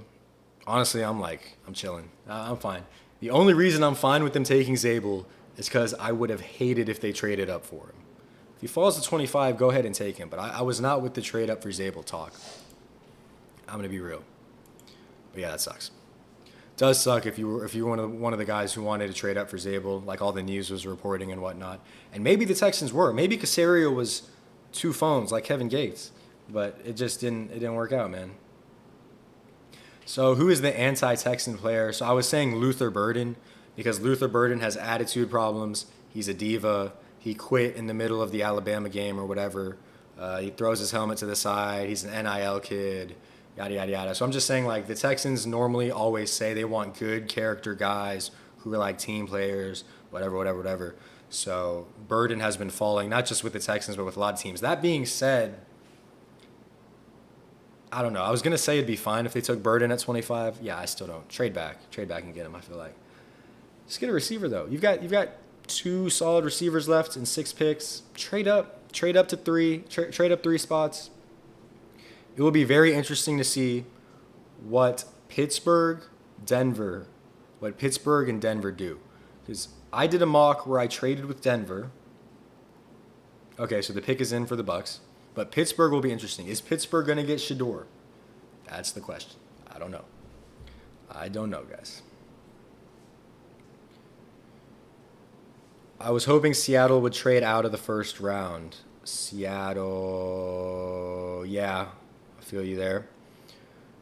I'm willing to trade back if a team is desperate, but we'll see. So J Perp, here's the thing, right? Here's the thing, J Perp. If someone really wants Stewart, trade back. Or not Sanders, trade back. Like, let's say there's a team that wants to hop back into the first round, who's at the top of the second round, trade back in. Let them sell the house to you and do that. Yeah, I crossed those guys off. My board is looking like this right now. So I crossed those guys off. Lively, appreciate that. Appreciate you checking in, man. So it's getting down to time for the Texans to pick. I'm still hoping for Josh Simmons.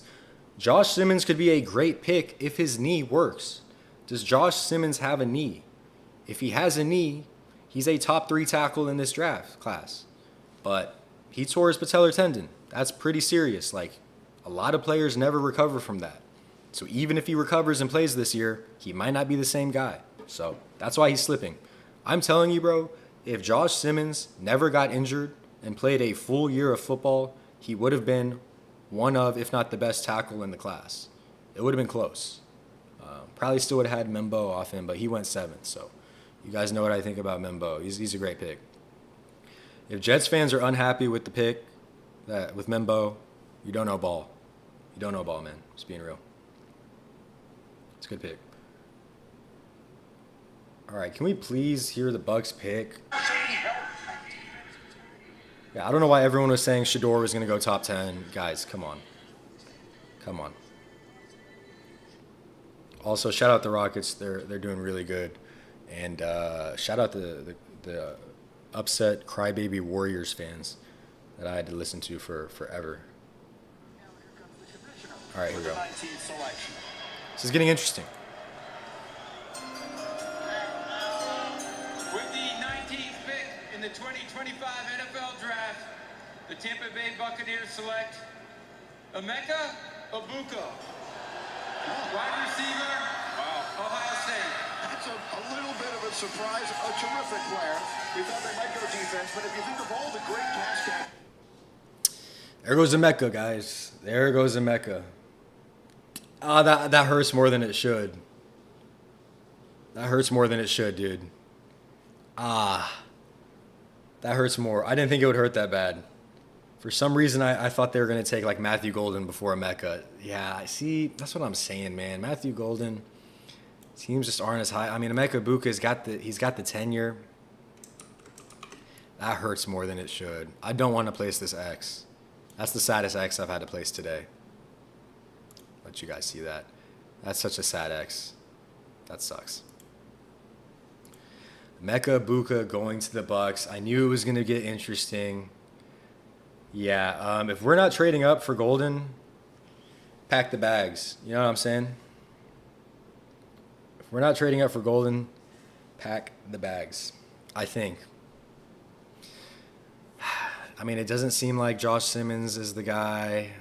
Doesn't seem like, you know, any of the guys in red really are. And if they take Josh Connerly, I'll be sick. I'll throw up if they take Connerly, dude. And I think Connerly could be great, but he doesn't help you right now. Connerly does not help you right now.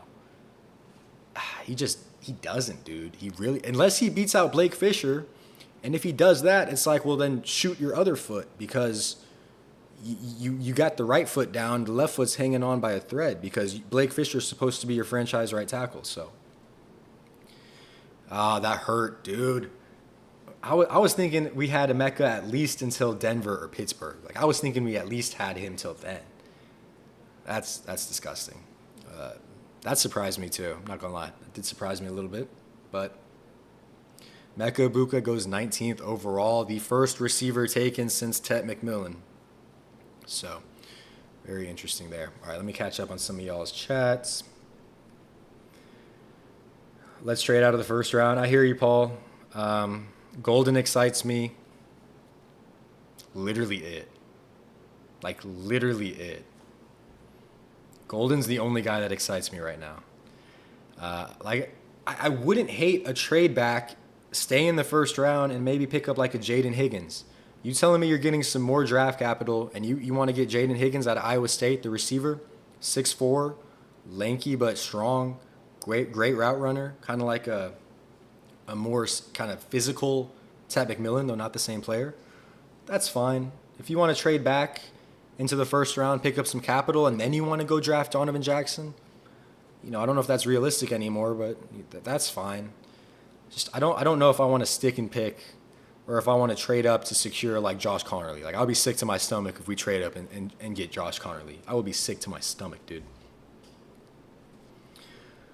All right, Golden is about to go too. Totally agree. Trade back is my favorite scenario by far. The meat of the draft is rounds 2 and 3. I'll also agree with that. Golden is the guy for Texans. It hurts Emeka is gone. If Houston wants Golden, going to have to trade up. Agree. I don't think Golden gets to 25. Denver probably selects Golden since Emeka just went. If Golden goes, the board looks a little scary. I'll say that much. Because we've got an injured guy, and we've got a guy that probably you shouldn't have to trade up for, that you probably will have to trade up for. So, it gets a little scary. Then we have a running back, which is fine, great running back, but then it's a running back. And then it's Josh Connerly Jr., who I know I'm hating on, but he's not ready to help you now. And then there's Luther Burden, who, from what I've heard, is a bad guy. So, I might have to start adding some players to the board, man. Like, what are some other guys that can add to the board that we can pick up? I mean, it's looking a little bleak, guys. I'm not going to lie. Trust the process, though. I mean, like, no way we go defense, right? Like, Elic Iomenor, the kid from Stanford. Again, Jaden Higgins, who I've talked about. Jack Besh. It's too early for Jack Besh. Again, Donovan Jackson. Denver might be trading this. Is Denver trading this pick? Is Denver trading to the Houston Texans? That's what's going off on my radar right now. I'm just trolling. I'm just trolling. I have no radar. Denver needs a receiver. Yes, I'm still all in for Josh Simmons. If he's healthy, that's fine. Trade back. Probably the best move. Barron is still on the board. True. Denver takes Hampton. I'm calling it now. Sean Payton pick. Yeah. Is the Sean Payton pick for sure. Marion Hampton. And then Denver's taking Golden. So we've got one for Golden. We've got one for Hampton. They're not trading the pick. If I had to pick, I'd say they probably go Hampton. Or I'm sorry, they probably go Golden. They probably go Golden. But yeah. I hope they take some corner. Let him take a corner, man. That would be awesome. Go take Will Johnson. Go take Shedeur Sanders. Just kidding. Go take Will Johnson and call it a night, Denver. Take Will Johnson off our hands for us.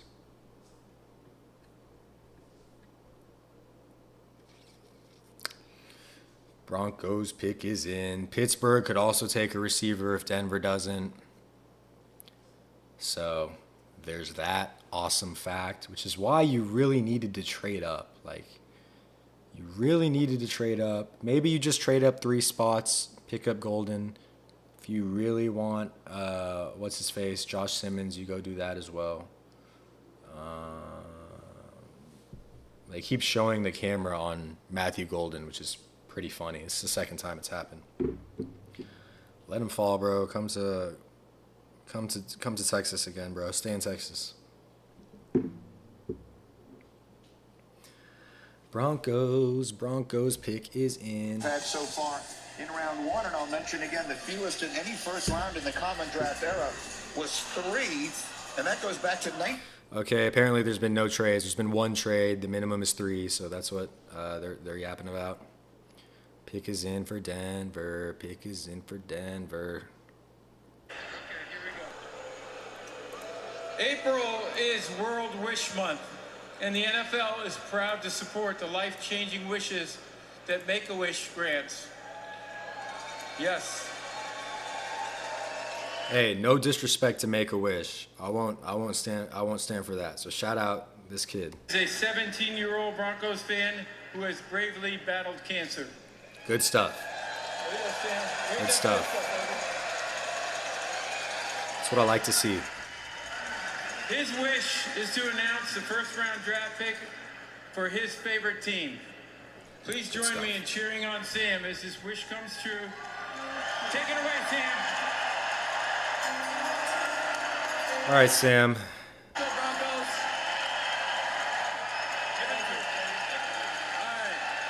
With the 20th pick in the 2025 NFL Draft, the Denver Broncos select Jahdae Barron, DB, Texas. Okay, there we go. Yep, love that. Thank you. Good stuff. Barron's solid, but Texans don't need a corner, so that's fine. That is fine. Barron is no longer on the board, unfortunately. Denver takes Hampton. Oh, yeah, we've been through this. Chargers might grab an O-lineman. Like, at this point, that's fine, dude. I don't want to trade up for an O-lineman now. Denver didn't take Golden. Chargers, oh, yeah. If Golden goes, I may cry, dude. You're telling me, man. You're preaching to the choir. Like, no one is hating Golden at 25. I do feel like Pittsburgh is going to take Golden. There's also a reality that exists where they take Shedeur Sanders. I'm not a Sanders guy at all. Like, I haven't been a Sanders guy this whole draft, so it's hard for me to, like, place where he's going because he's a quarterback, but I really think he's like a second rounder. But, you know, Yeah, it is what it is.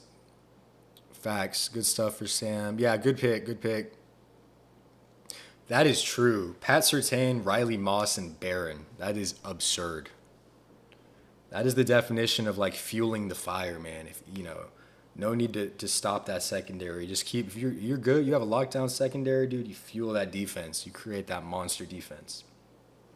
All right, so 21, 22, 23, 24. 4 picks until the Texans. Worst case scenario, Donovan Jackson, Matthew Golden goes, Amari Hampton, and Josh Simmons. Probably the worst case scenario.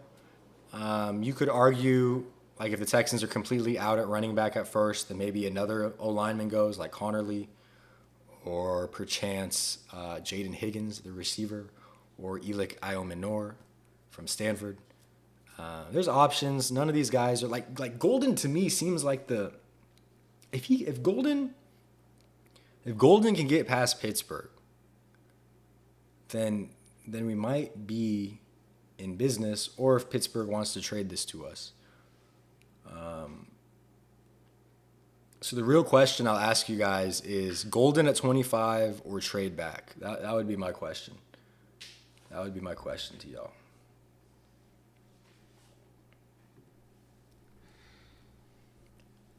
All right, Steelers pick is in. There's an irony in all of this, Mel, because you keep making the comparisons to Aaron Rodgers and the way that he slid through the draft, and now perhaps Rodgers playing some role in Pittsburgh's decision as they make this pick here at 21. But we're waiting to see if this is the spot. Shedeur Sanders will finally hear his name called. No way Dart goes above Sanders, right? No way.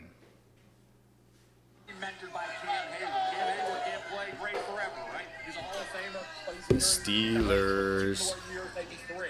So you bring in maybe Derek Harmon. How do you feel about Shedeur at 20? All right, Steelers pick should be coming up soon. I could see Golden. I could see. I mean, I can't really see Sanders, but.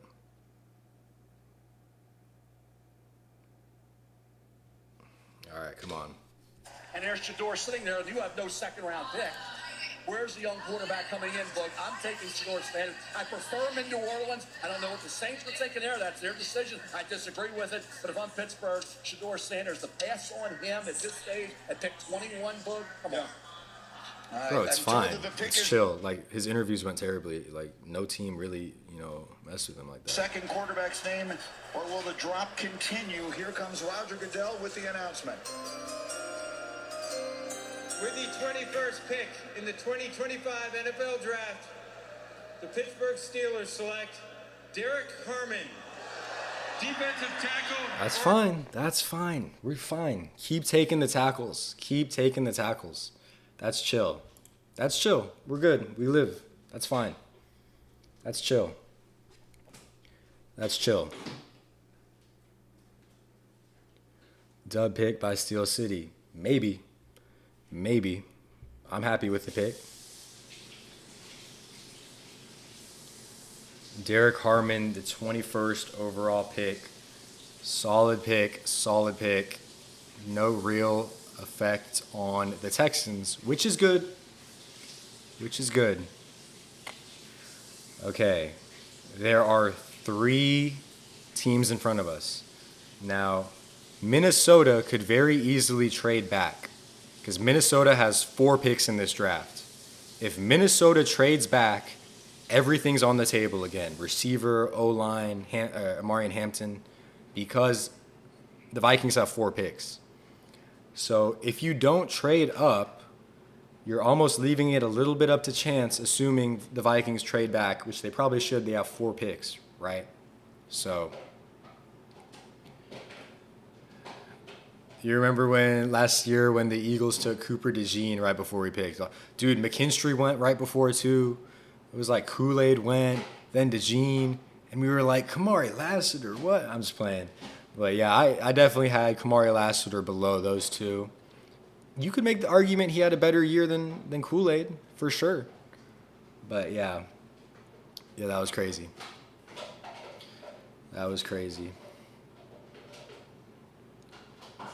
No way Shedeur. Okay, what if I'm telling you, man. What if we trade back? We give a team Shador. We stack up on picks, man.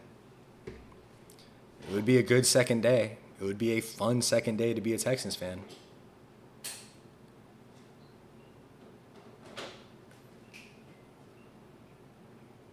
You gotta wait. Yeah. Or actually, yeah. Let me take a break real quick.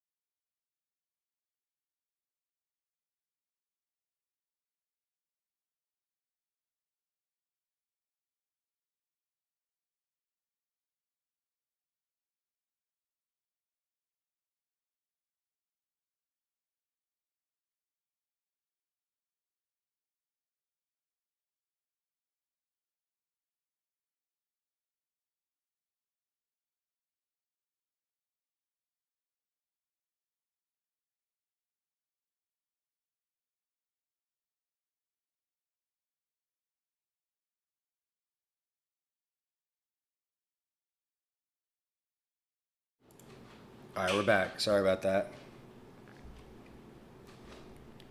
What has been happening? So Chargers still have not selected. Let me catch up on the chat. Is getting interesting, J Perp. No one wants Sanders, as they shouldn't. Like that's definitely seems to be the consensus. Appreciate that, Shadow Bullet. Appreciate that, man. Golden isn't there. We should trade back. I agree. You have to find someone to trade back with. That's the only thing, but solid. Maybe we should get another corner and maybe another safety. I would push back on the safety because of C.J. Gardner-Johnson. That's a really long-term plan because you have C.J. next year as well. Corner we could talk about, like Will Johnson. You could talk about that for sure. Again, does it really help you win now? But I understand where it's like, if he's there, you got to pull it, right? You got to go for it.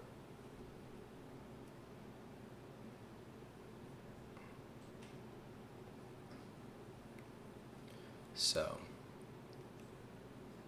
get that for sure. Also, guys, don't forget to like and subscribe if you can while you're here. Really appreciate that.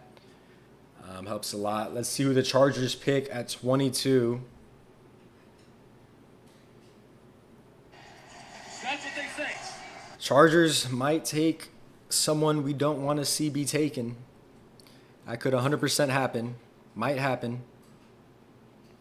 Might happen. Might happen.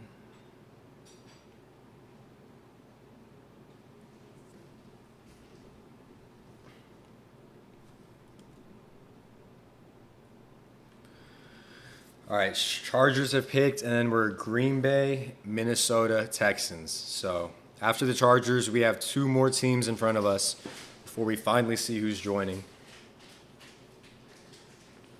They just get this over with, man. There's so much production. Do we rip the Band-Aid off if things get dicey or try to find some hidden gold? By rip the Band-Aid off, what do you mean by that? Or try to find some hidden gold? I'm not sure what you mean by that. If you mean like, do we trade back or do we try to find someone? Yeah, again, the Houston Texans have their own draft board. So yeah, move back. I got you. So I would move back. If it was me, I would move back. If the Texans for some reason think Josh Connerly Jr. just needs like half a season and then he can start at tackle for you, then they're going to pick Josh Connerly Jr. I don't see that. I don't see that. I'm not the Texans, obviously. So I would move back 100%. Move back if possible. Maybe trade with like the Chiefs, the Eagles, someone back there who's eyeing someone. That would be my strategy. And if you want to trade with someone who needs a quarterback, maybe like the Browns or somebody want to roll the dice on Shador. Why not? Maybe trade with them. Go get some draft picks. So.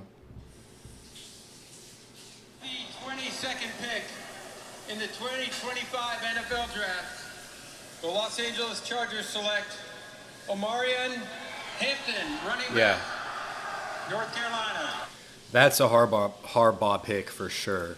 So Omarion Hampton no longer on the board. Omarion Hampton no longer on the board. That is a Harbaugh pick. Does not surprise me. Solid pickup there. Again, he would be the best. He would be the best running back in most drafts. Besides Ashton Genty, Omarion Hampton would have been the best player for most drafts. Best running back. It's a good pick for sure. If Golden is there, though, total dub. The way it fell was just really unfortunate for us. A few bumps on the road. Totally derailed the whole trajectory of round one. I hear you, dude. Kelvin Banks going early was the eyebrow-raising moment when you're like, oh, okay, so they're going to have no shot, right? They're just not going to have a shot at a tackle. I don't think the Texans would draft Josh Simmons. I don't think they would. That being said, they've done crazier things before, for certain. So, yeah, Hampton's such a good pick, honestly. I wish we were a more complete team that could just draft a running back at 25. So, Hampton's a good pick. I mean, he will be a threat the moment he steps onto the field he has potential to be that full bell cow, you know, like their Joe Mixon. So very solid pick for the Chargers. Yeah, you definitely proud of that. So Green Bay moves on the clock. I do wonder if Minnesota does decide to trade back. I do wonder what happens. Hampton is a sleeper in fantasy football, 100%. That dude is a stud. Right now, we may have to be fine with Mixon and Dameon Pierce. Next year, we could add the depth needed. Yeah, I agree with that, Shadow. You could also, you know, the third round, pick 89. You know, go pick up a back just to get a body. It's a really good running back class, right? Like 2 running backs in the first round. It's a very good running back class. So completely with you there. You know, running back does not have to be a first round or second round priority. It would just be nice to not have to feed Joe Mixon the ball 400 times. You know, he's getting up there in age. So for sure. It all comes down to the Packers pick. I would say the Packers pick and if Minnesota trades back. Because again, Minnesota only has 4 picks this draft. So they trade back, get some picks. Who's going to jump in front of the Texans would be the question for sure. So, and who knows, maybe the Texans are at a spot right now where they're chilling. They're like, we got 5 guys we could pick. We're chilling. That would be the most fortunate. So for sure. But yeah, would be interesting. You're only 2 away from Golden is the thing. Like, I think you have to take Golden, right? Does that make sense? All I've heard is that the Texans are taking a lineman. That's all I've heard. I made this prediction earlier. It might just be Donovan Jackson. Donovan Jackson might just be the Texans' pick. Might just be Donovan Jackson. So.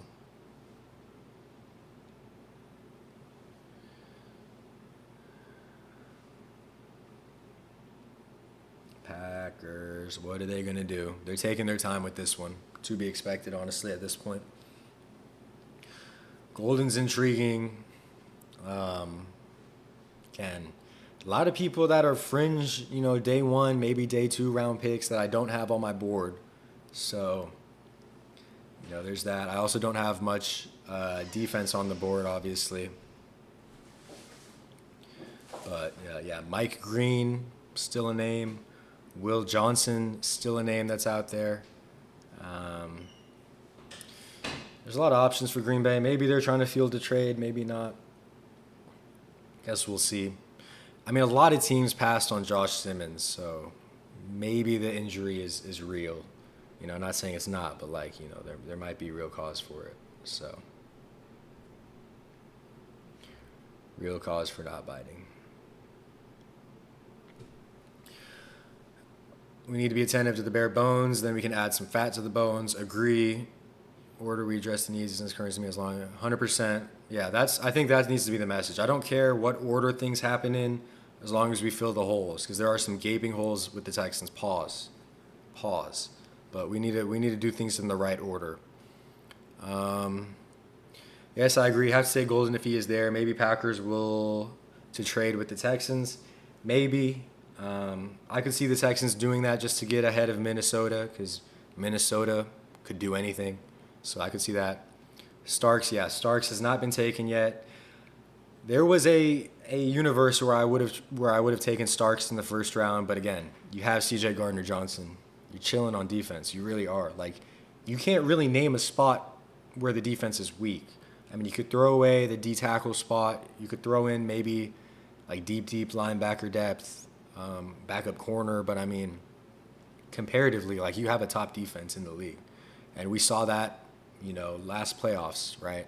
Offense just couldn't get things going. Offensive line couldn't get things going. So,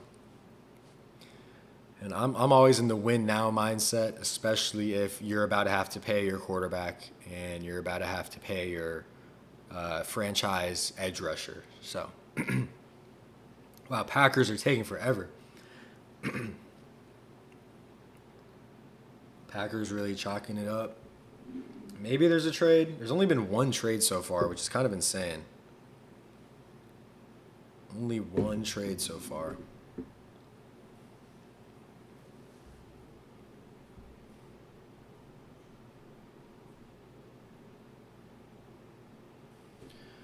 Pick's still not in, so Pick's in. So no trades still. Pick is in.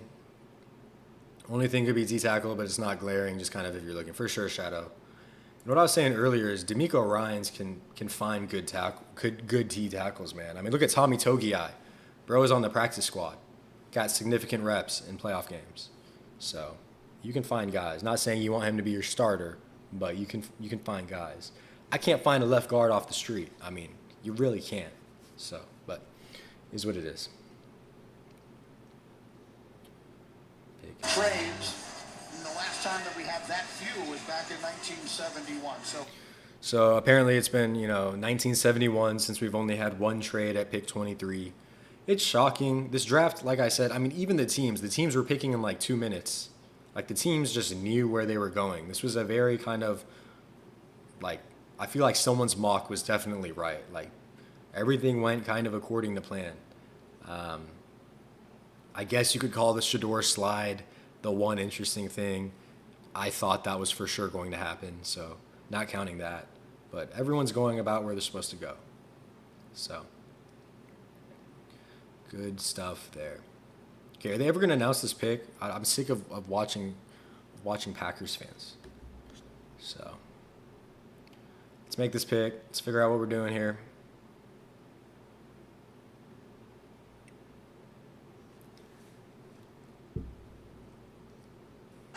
All right. Okay, Green Bay, it's your time.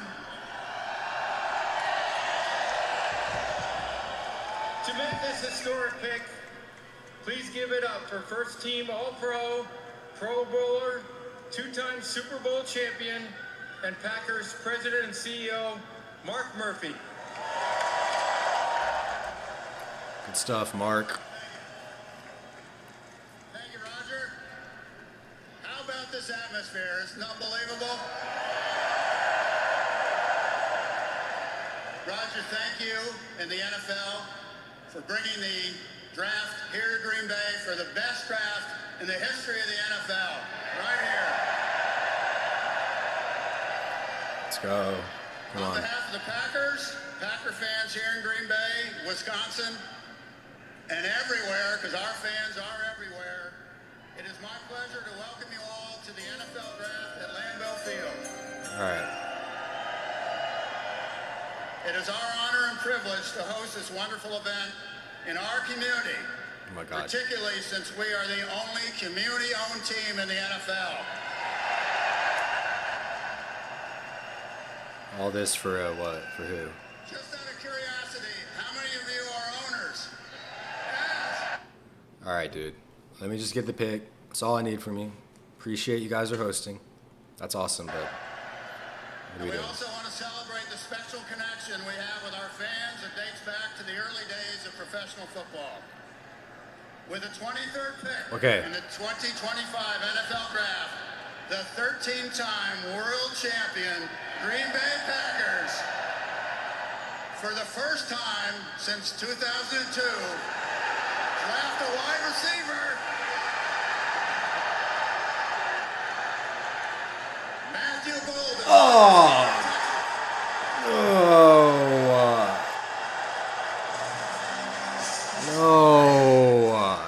No.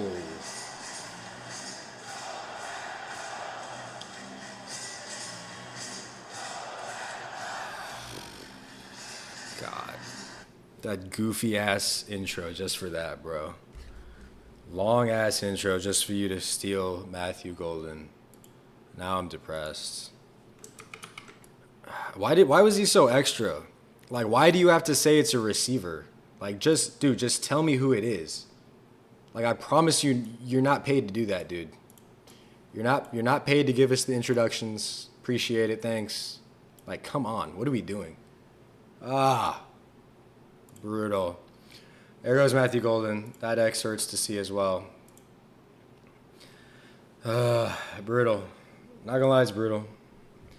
Not gonna lie, it's brutal. It's okay, though. It's okay. We bounce back. Maybe we pivot to O-line again. Good to be back with the O-line now.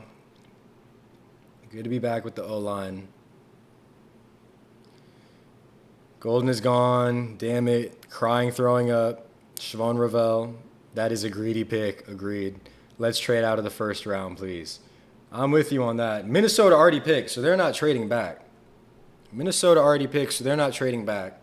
So someone tell me what Minnesota needs, because I can't remember. Minnesota has what needs. I am not 100%. I thought they were going to trade back, honestly. I thought Minnesota was trading back. They are not. They just, bam, had the pick ready. So, okay, I almost want the Vikings to take, well, I don't want to say it. I don't want to make y'all mad, but can they take Josh Simmons so the Texans don't roll the dice on a broken knee?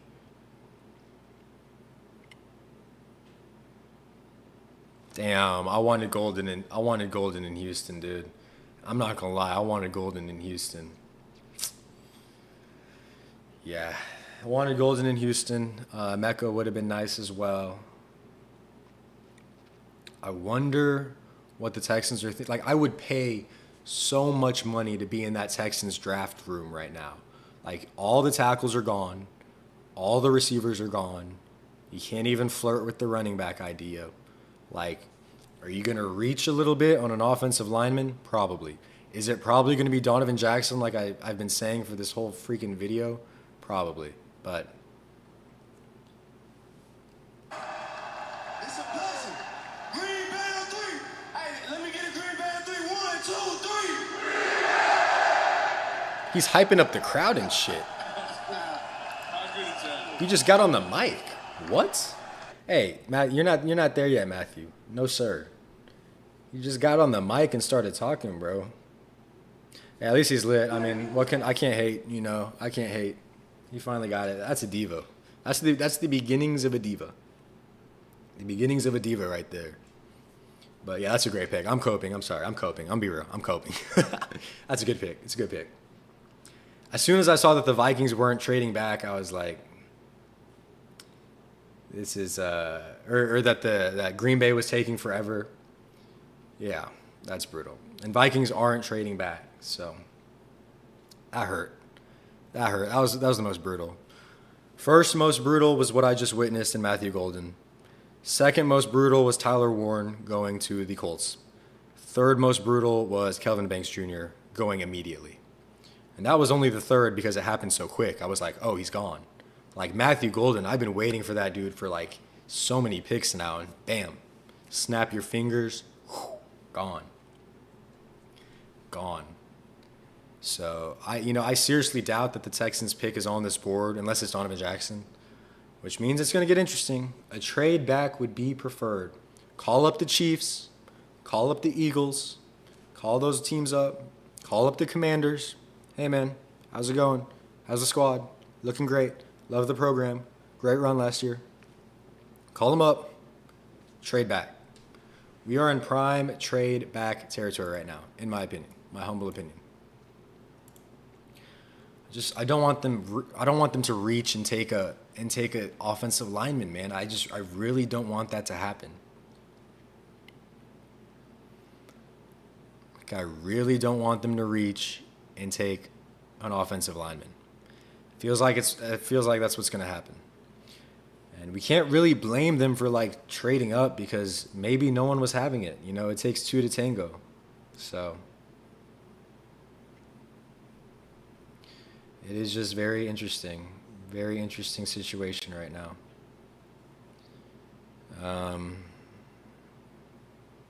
Yeah. Like, you don't need defense. That's the problem. Like, Amanawari doesn't really speak to me. Starks doesn't really speak to me. Both great players, but like, you want to go Mike Green and pick up an edge again? Like, yeah, he's cool. Like, that's cool, but like, doesn't help you now, man. Doesn't help you now. With the 24th pick in the 2025 NFL Draft, the Minnesota Vikings select Donovan Jackson, guard. Ohio State. No, you're joking. That's worst case. All right, so there's the reaction from the crowd. Versatility is the word that comes to mind. He started 31 games at left guard for the... We can't even take Donovan Jackson, dude. We can't even take Donovan. Okay, Josh Simmons, welcome. You're a Texan. Josh Simmons, how's it going? Wow. Dude, look at my board. It is done. It's gone, man. Trade back. Trade back. Trade back. Trade back. Trade back. Trade back. Trade back. Trade back. Trade back. That's the right move. That's the right move. That's the right move. That is phenomenal. That is fucking perfect. That's fine. Take Sanders. What have I been saying?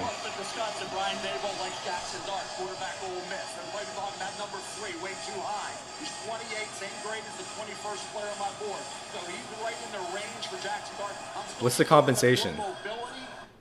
Someone drop the compensation real quick.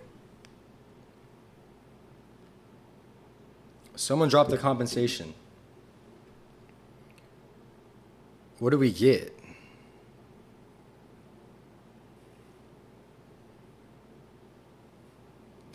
We get $34.99 in a future third.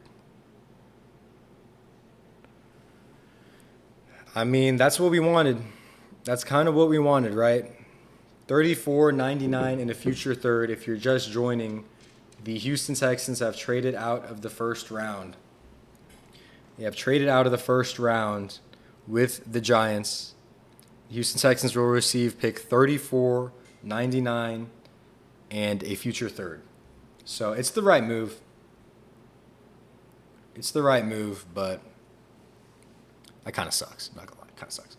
I mean, what were your options, right?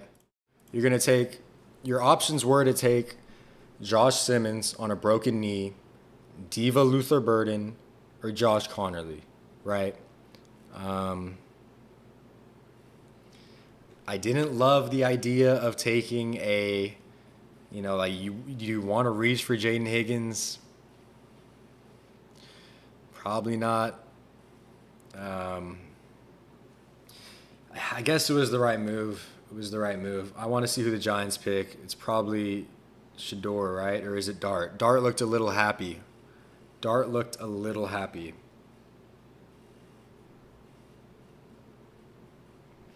What do you think on the trade, real fast, in terms of value to value? Anyone get fees? So we got a 34 and 99 and a future third. So the future third, I don't really care about. I mean, I need to know, where were the Giants is my question. How far did the Giants move up? Because I knew where the Texans were at 25.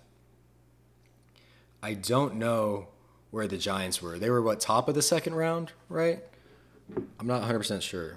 Or no, sorry. They were at 34. I'm stupid. Yeah, they were at 34. I'm stupid. So they were right top of 34. It's fine. It's fine. It's fine. That's fine. It's fine. 34.99 in a future third. That's fine.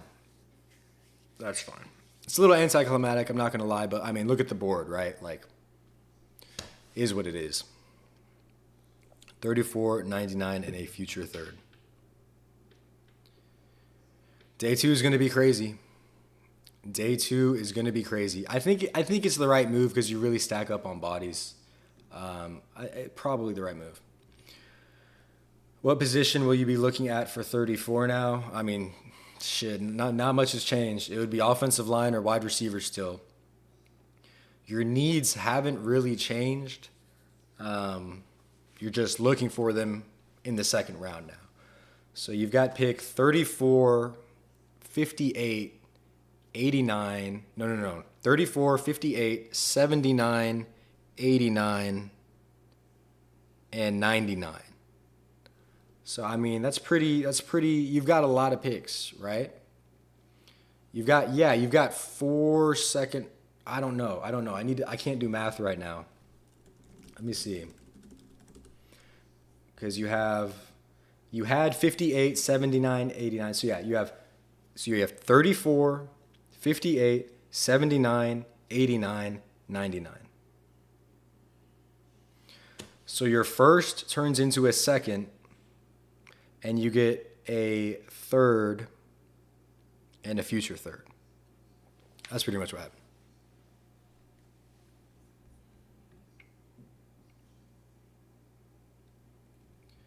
So yeah, So, little anticlimactic. I was hoping to see a first-round pick at least once in this Caserio tenure. I mean, since 2 years ago, but you know, I think it was the right move. Honestly, is what it is. Little anticlimactic, sure, but you're really stacking up picks. I would have liked a little more return, maybe. I know I always say that, but maybe a little more return. Okay, did the Giants take Dart? Like, who did the Giants take?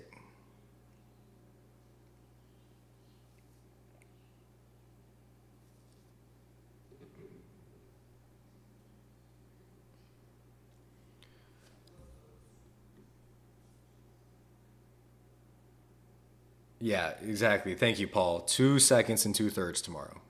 All within the top, whatever it is. Yeah. Maybe Higgins essentially gives us Nico ×2, bedtime. Does Higgins look more appealing at top of the second? Oh, 100%. I would take Jaden Higgins at 34. That's fine. I would take Higgins at 34. That's a solid pick. That's fine. All right, I guess we'll listen to who the Giants take. Texans have traded the 25th pick to the New York Giants. With the 25th pick in the 2025 NFL Draft, the New York Giants select Jackson Dart, quarterback, Mississippi. Jackson Dart over Shador. What did I say, bro? What did I say? That's crazy. I like pipe dream. That's crazy. Jackson Dart. Wow. You are a New York Giant, buddy. All right. Who is still available right now in the wide receiver draft and the O-line? So day 2 picks, Restrepo fell. So not Restrepo. You've got Elic Iomenor. You've got Jaden Higgins. You've got Jalen Noel. You've got Jalen Royals out of Utah State. You've got some decent players. If you give me a second, let me try to put together a graphic really quick. This might take a little too long though, just because of the time constraints. But yeah, let me just give me 1 second, guys. I can try to make this more visually appealing if y'all want me to. But yeah, so trade with the Giants. You get 34 and a 3rd round pick. They get Jackson Dart. Kind of what I was hoping would happen, so I can't be mad at it. I am surprised it wasn't Shador Sanders, though. That's a little interesting to me, to say the least. But yeah, as soon as Donovan Jackson goes right in front of you, you're like, okay, that it's been fun while it lasted. So there's still some decent players out there trying to put something together, but this will be pretty crude to say the least. But yeah, it's fine. It is what it is. Low-key can't believe Dart went above. That's insane. Also, Burden, you might start thinking about Luther Burden in the end of the second. You know, he makes a lot more sense there. I'm just trying to put some guys together. That could be good picks. Bond, no. Bond's a no. Tez Johnson's a no. No Tez Johnson. No Tez Johnson. There we go. There we go. There we go. Besh, Jack Besh. Jack Besh is solid, so. Yeah, what do you guys think, though? What do you guys think about about what happened? It is probably the right move. Like, realistically, you're always hoping for some action, but always hoping that for that first round pick. But you beefed up. You got some solid depth in terms of draft capital, and this is a deep draft. So Caserio did mention that in like a press conference a couple of times. So yeah, this is going to be very crude, but there's also a running back in here. So Dylan Sampson, my personal favorite. There's like no offensive lineman on this graph, but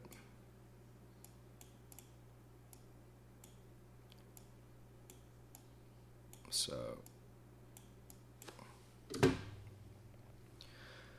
Let's be real, that we have too many holes to move up. If Popovich and Kaylee is as good as advertised, I'm cool with it. Look, like, I think it was the right move. Because it's either they reach for an offensive lineman, they probably could have gotten at 34 anyway, or they reach for a receiver that you might not get. So, yeah, it's fine. You know, is it exciting? No. Was it the right move? I think so. I think the trade back was the right move. I was extremely scared of who they would have picked in that situation at 25, and for that reason, I am completely fine with the trade back. Like, more power to you. It's all good. Connerly also, if he doesn't get snapped by the Chiefs, Josh Connerly in day 2 could be solid. I know I was kind of rambling on about him, but remember, that was at 25. So if it's day 2 pick, got a little more flexibility there. So give me 1 second. This is taking forever, I know, but I'm trying to just get some thoughts going.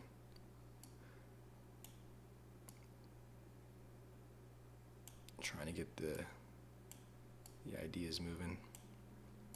Give me 1 second, guys. I'm trying to put together a quick board. This is going to be crude, but quick board.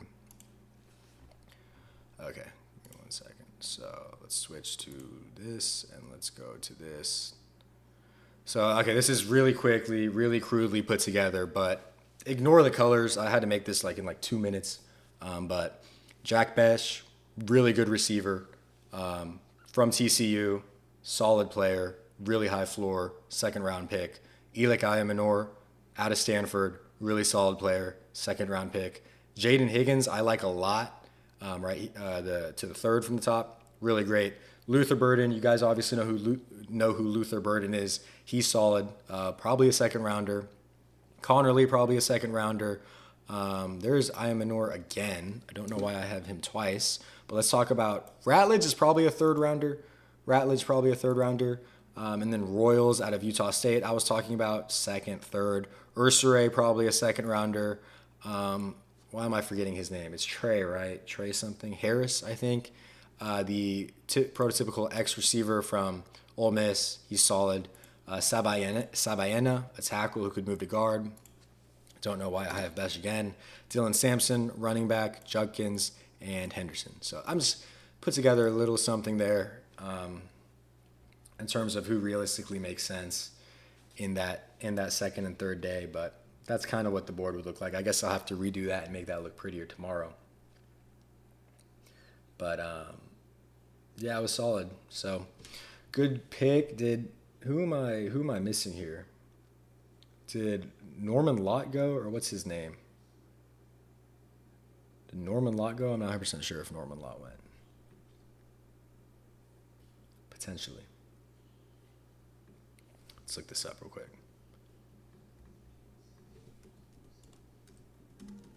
NFL Draft 2025. So the Giants move up 9 spots to secure Dart. I thought it was Shador. I mean, you would think that they could have waited a little longer, but they liked Dart. That was their guy, you know? It was a little surprising.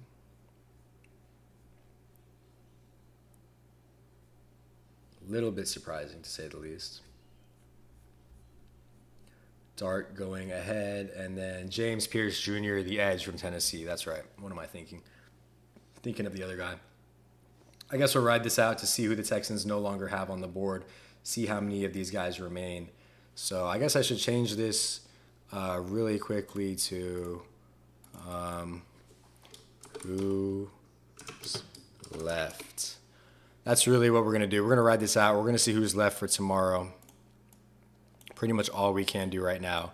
I think it was the right move. Don't force a, what's the saying? Don't force a square peg into a round hole, right? Don't force a square peg into a round hole. Always a chance the Texans could move back up. Don't think they'll do it, but potentially. So you've got to stay on and wait it out.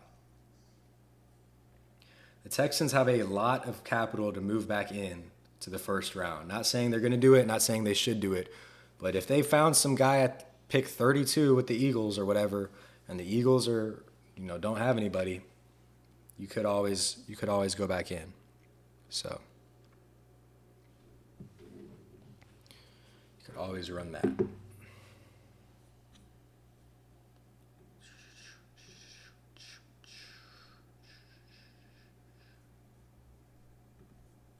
See, so the Giants are walking away with Abdul Carter and Jackson Dart. Abdul Carter and Jackson Dart. Interesting.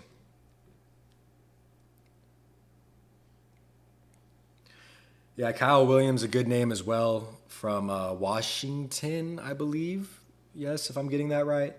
Yeah, I haven't watched him as much, honestly, but he's solid. He's kind of a fan favorite. I hear a lot of people say good things about Kyle Williams, so I agree with that. 100%. I mean, again, second round, you're a lot more flexible to various options. Again, really at 25, you were looking at, I mean, we can pull it up. This is what you were looking at 25. These were your options at 25. The Texans knew that. The Texans kind of were thinking along what I was thinking because I made some phone calls, told them, no, just playing. But, yeah, you didn't have an option. I mean, I'm wondering if they go Josh Simmons at like 34, or is the knee still cooked? The knee might just be gone. So, very real chance that's right. All right, waiting for the Ravens to make their pick. Yep. That was the drama of the draft.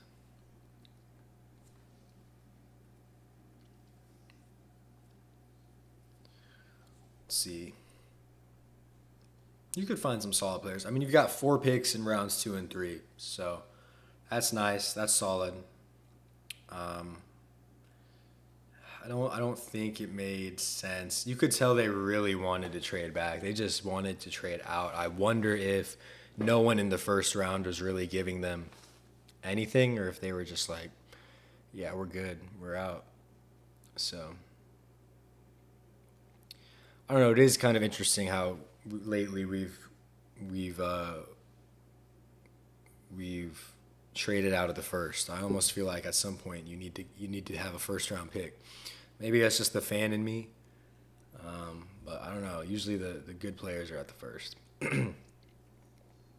We need O-line or CJ is cooked. 100% agree. You need an O-lineman. It's got to be your first or second pick. No doubts about that. How about Kyle Williams? Talked about him. What if we get Trey Harris and Higgins? That'd be more scary, more weapons for CJ. I agree. I like Higgins a lot more than Harris, but there are, some people who really like what Harris does, which is go get deep balls. He was very productive. I believe he was injured at Ole Miss for a little while as well. So I like that. I don't know if you need both. You definitely need a receiver, and then you really need to find that guard. You need to go grab that guard at some point. Malachi Starks. So there goes Starks. So Starks goes to the Ravens at 27. Starks to the Ravens.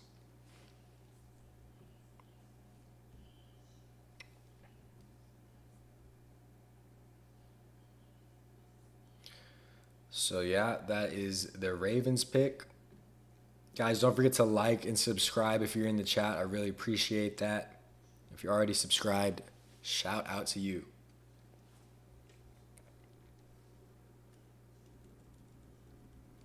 Shout out to you. Let's see what else we got. What if we're interior preferred? We have some vets at tackle, but I'm not picky. Yeah, Sabayena from Arizona makes a lot of sense. He's a tackle who's probably going to play guard. Tate Ratledge, very athletic guard, as I was talking about earlier.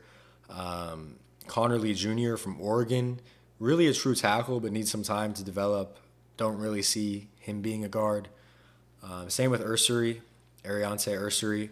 These guys might get taken, like Josh Connolly Jr. and Ursary might be gone before we can even pick tomorrow. So there's that. I do wonder if someone takes Elik Iomenor out of Stanford or Jaden Higgins. I wonder if they're fringe kind of round one guys. Or I wonder if they're just going to flood with defense. But on the bright side, I mean, we pretty much had the Texans' thought pattern down to a T. Like, it did feel like we were kind of we were kind of on it when it came to how they were thinking. It felt very aligned. I mean, like I said, the board looked pretty depressing, and we asked ourselves, what should we do? And the answer was just trade back. That's what happened. So, yeah, I mean, they're obviously looking for a lineman, and they're obviously looking for receivers. They didn't pick a defensive player. They could have had Starks. They didn't. They could have had Emanuwari. They didn't want a safety. They could have had Will Johnson. Didn't want him. So, it's solid, man. They were thinking the same way we were. Could have had James Pierce Jr. and chose not to bite on that. So, solid, mindset. Lions their pick's already in. Then we have Washington, Buffalo. Pretty sure the Texans will be picking tomorrow, and they'll be wrapping it up. But we will see. What's Instagram saying about this? Yeah, Packers and Vikings effed up Nick's board. You could definitely you could see that for sure. Packers and Vikings sneaking in with Golden and Donovan Jackson, who were the two players I had last on my board that got taken. So, yeah, there goes the first. I mean, the Donovan Jackson thing, that's fine. Like, I can live without Donovan Jackson at 25. Matthew Golden one hurts. Like, that, come on. That one hurt. That hurt a little bit. So.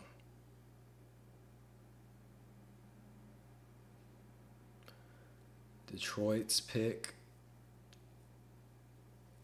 So let's just go through the list and see. So starting from around 11, Mikael Williams, San Francisco, Tyler Booker. So Tyler Booker was a really good guard prospect that you could have looked at. Goes a little high to Dallas, but Dallas wants to secure that guard spot. Tyler Warren then goes 2 picks later to the Colts. You could definitely think about him if he started falling. Gray Zabel at 18 goes pretty early to the Seattle Seahawks. Seattle's line the interior of it was terrible, so they pick up Zabel. Emeka Ibuka then goes to Tampa Bay at 19. Matthew Golden goes to Green Bay at 23. Donovan Jackson goes to the Vikings at 24. So really at 23 and 24, you just had back-to-back gut punches. No one wanted defense. They just went Golden Jackson right there. And a couple picks before that, you had Emeka Ibuka go. So I do wonder if Nick was trying to, to get those trade-ups and just couldn't get them. That always sits in the back of my mind.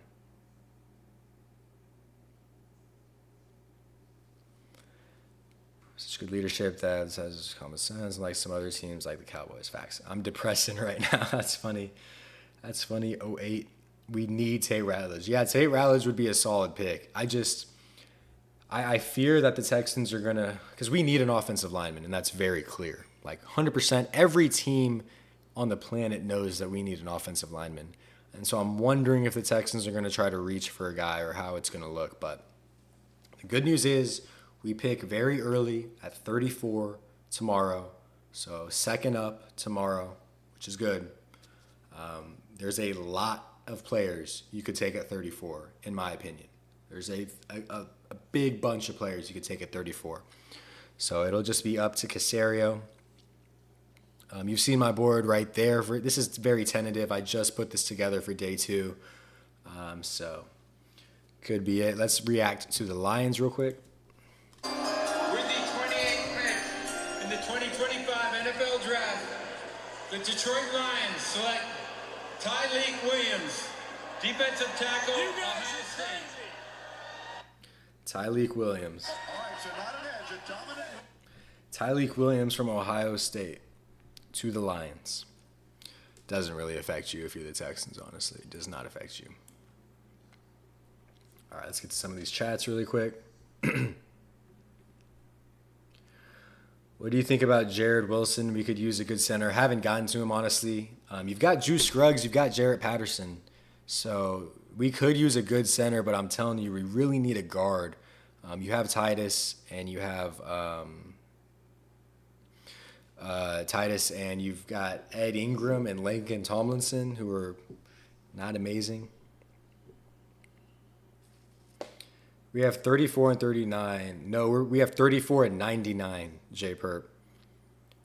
So we gave up 25 and received 34, 99 in a future third. So it's 34, 58, 79, 89, 99. So you have 34 and 58 in the second round.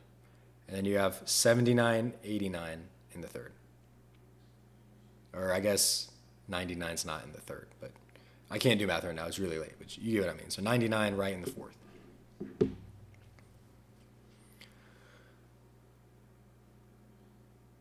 Juice cannot start at guard. We need guards desperately. I agree, man.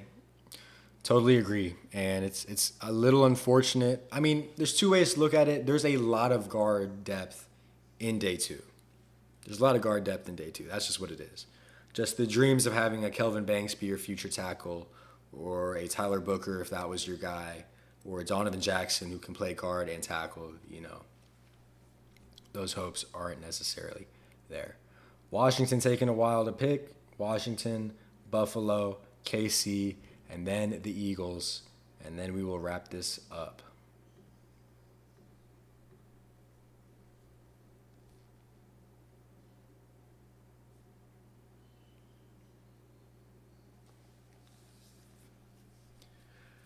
Trying to think. I just want to make sure none of the guys on my board go. So, also obviously want to make sure that the Texans don't trade back in. Doubt it. But you never know.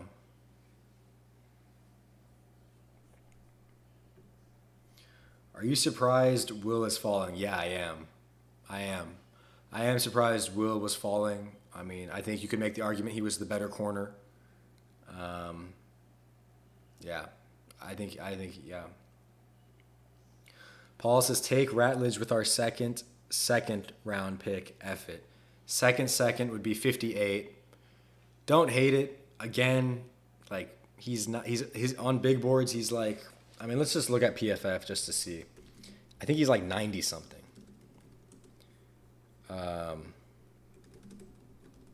I'm pretty sure he's like 90 something on and PFF, again, not the gospel. They had Tyler Booker at like 50 and he went to the Cowboys at like 12 or whatever.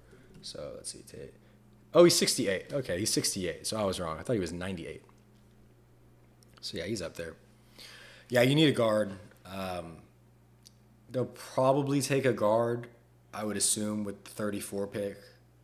I feel like they have to take a guard with 34. The more I think about it, the more that's starting to become a reality. I just don't think I think guard is more of an issue than receiver. And so I think you take the guard at 34 when you have a buffet of options, and then you work around the receiver. I think that's what happens. Or you take a running back, you stack up, whatever you want to do. Is what it is. Would I take Tate Ratledge at 34? No, I would not. I would not take Tate Ratledge at 34. There's just other options. It's too early, in my opinion. I would take him at 58. I wouldn't take him at 34. You could go like Ursure, the tackle, if he doesn't get drafted. You could go Sabaena, who's up there. You could make the argument that Ratledge is better. Sabaena's a tackle, though.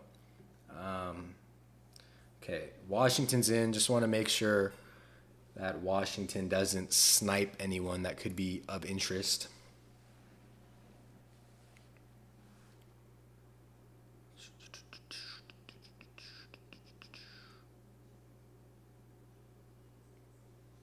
Damn, Washington has Debo and Tunsil now. I knew about Tunsil. I low-key forgot about Debo.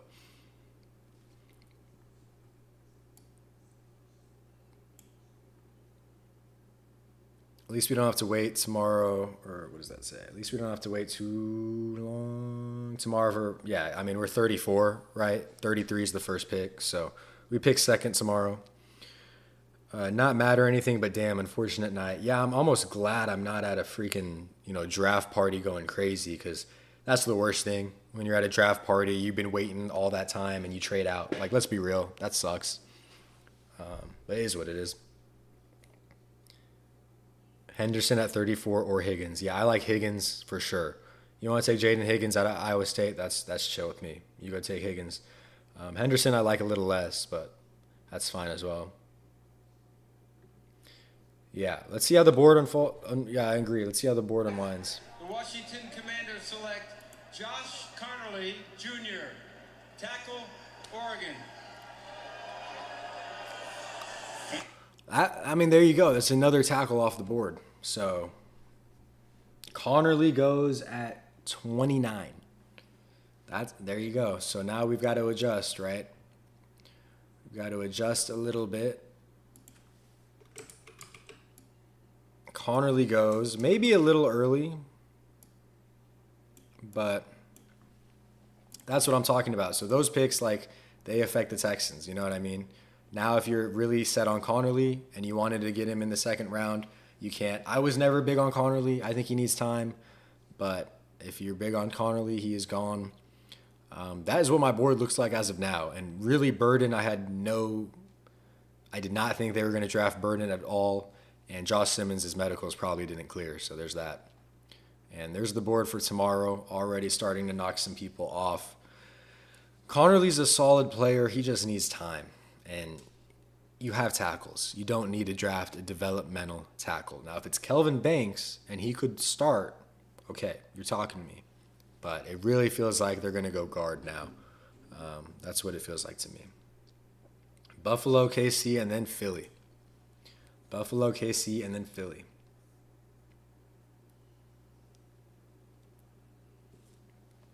I think Higgins is plug and play, potential for wide receiver 2 or 3 in due time. I agree, dude. I like Higgins' size. He's not extremely physical, but he's physical enough. He runs good routes as well. Didn't want Conerly. What do you think about Judkins? Good running back. Yeah, I think he's fine. Very quick. I have him and Henderson like two sides of the same coin. I mean, they're very different in their running styles, but I like him. Good riddance on Conerly. Yeah, I agree. Conerly, damn, a lot of y'all didn't like Conerly. I respect that, though. He's just like, if you want to go draft a developmental tackle to learn from whoever your other tackle is in Tunsil, go do it. Like, that's fine. I mean, Washington, they're pretty. I think they can afford to do that. I mean, I don't know. All right, is Houston trading back in? If they were going to trade back in, I just don't know who they'd pick. Honestly, now that Conerly's gone, like let's say you're a Houston Texan right now, or you're the Houston Texans and you want to tackle. I mean, could you trade in and maybe take like Ursure? Yeah. Does it excite me? No, it really doesn't. It just feels like you're set on a guard now.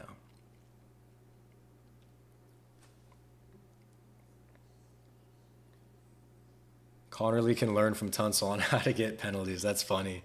Tunsil's the GOAT at that. Great penalty getter. Yeah, that's funny. I hope the Chiefs don't take Mike Green. That's a good point. Yeah, Mike Green's still on the board. They could still take Will Johnson, right? Like any one of these teams could take Will Johnson, who falls right into their laps, and that would be disgusting. Like, why does this happen? Like, if Will Johnson goes to the Eagles, I mean, I don't think they need that, but it would be disgusting.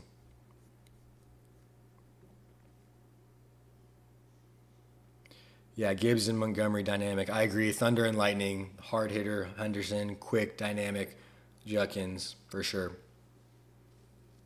Yeah, I agree. I do think so, Brad. You got to you made your bed, you got to sleep in it, right? Made your bed, you got to sleep in it. The Texans love trading with the Eagles. At this point, it's like I don't think the Eagles are going back 2 spots for whoever. So it's like, yeah, it's not worth. Probably not worth putting a deal together.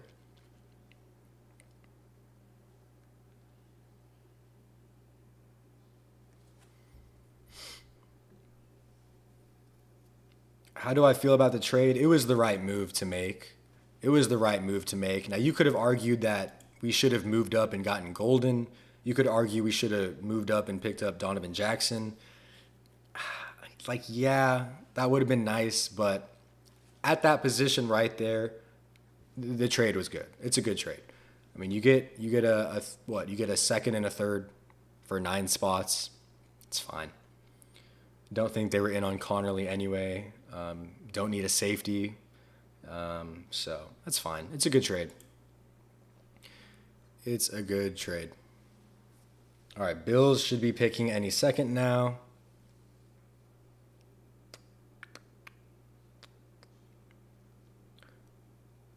Bills any second if he walks out. Is he walking out? Final 3 picks of the first round. Come on. Come on. Come on. Come on.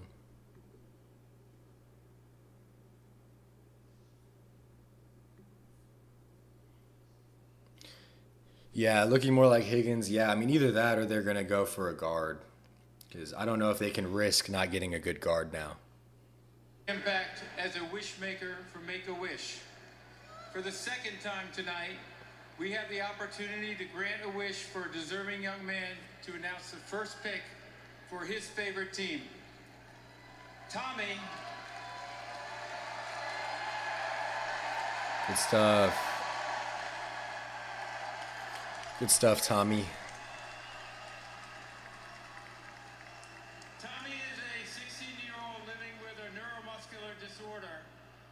Is a huge Buffalo Bills fan, and he's here with me to make the announcement for his beloved Bills. Go ahead, Tommy. All right, Tommy. Let's go, Buffalo!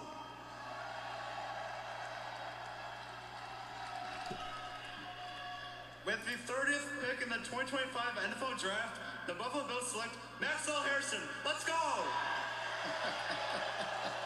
Maxwell Harrison. Let's go, indeed. Corner. Wow. Corners are going off the board, and Will Johnson is not.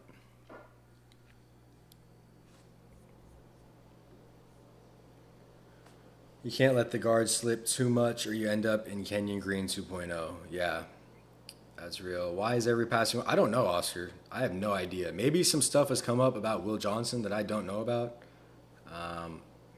I thought he was like for sure 1 or 2 corner off the board. I have no idea.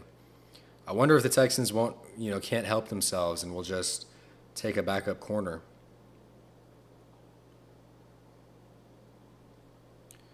I don't know.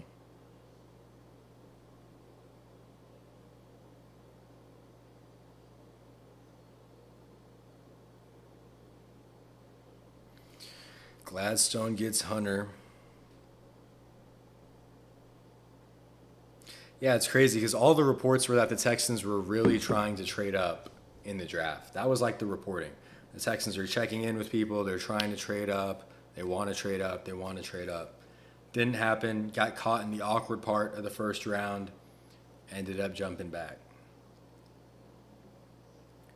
Definitely the sentiment. All right, let's ride this out for 2 more picks.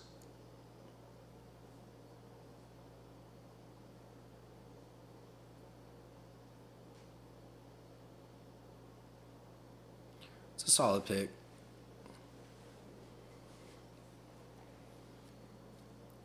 Solid pick. All right, we'll see who the Eagles pick. We'll see who KC picks. Wow, Sanders not making it. Kind of interesting. Kind of interesting. Crazier things have happened, but a little interesting to say the least.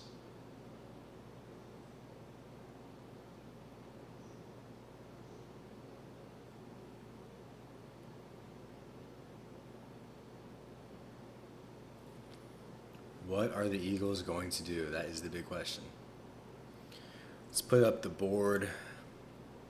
Still solid. Really just X out Connerly right off jump.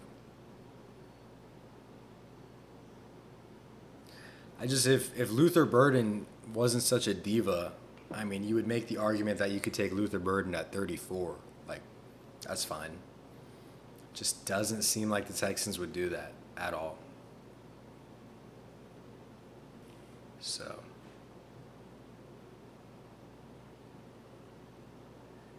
It is a little brittle.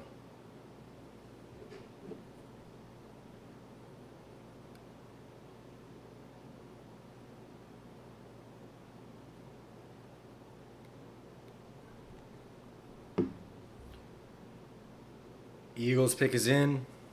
Let's get this Eagles pick. Trade alert.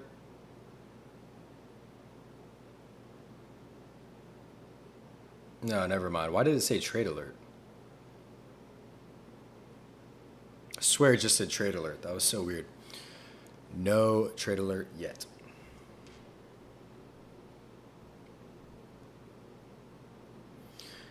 Yeah, Kyle Williams is solid. I haven't watched that much of him, but he's solid. Probably would want to pick, a different guy at 34, but he's solid.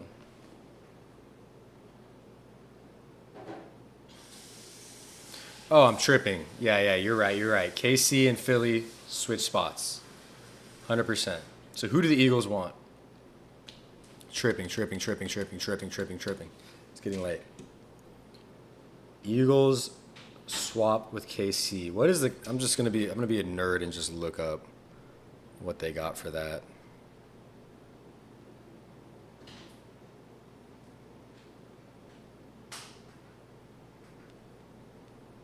I'm not seeing it. Probably like a what? Eagles, Chiefs, trade,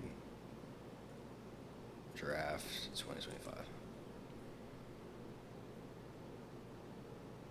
Yeah, nothing. I don't know. Whatever. Too much work at this point.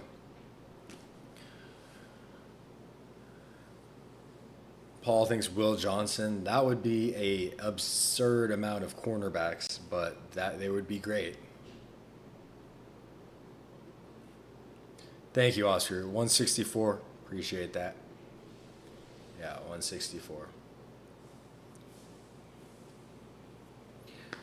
Let's get this Eagles pick in, and then we'll get KC's pick in, and then we will call it a night. Just want to make sure no one else gets sniped off the board. I don't think anyone will.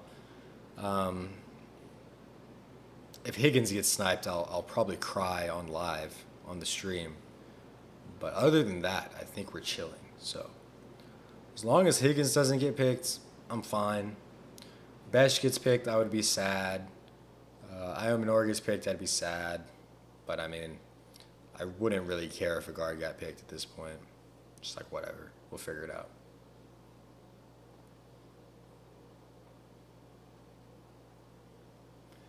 Yeah, but the way the reporting was going around the Texans, it does feel like they were trying. They were trying to move up at points. They were trying to move around. Got to be two people to the table, right? You got to have two sides. So, is what it is at that point. Is what it is at that point.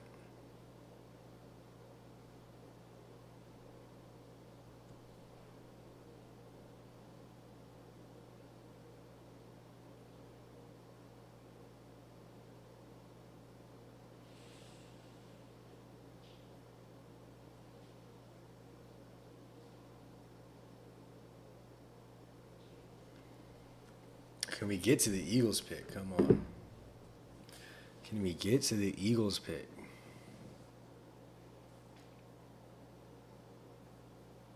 Can we get to the Eagles pick?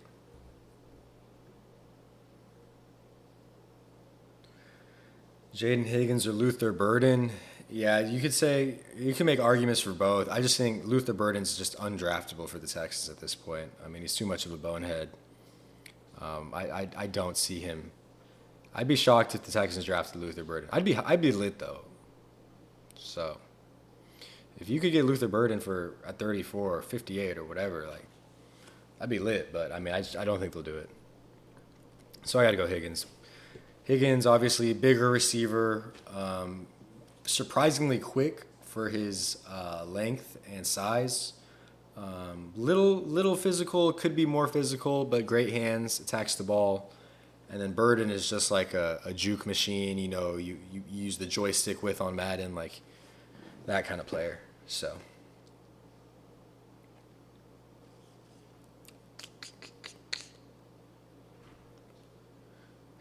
the Chiefs got a the fifth round. That's the 186 fifth round pick, or 164, whatever it was. So who did the Eagles feel like they needed to slide in for is the question.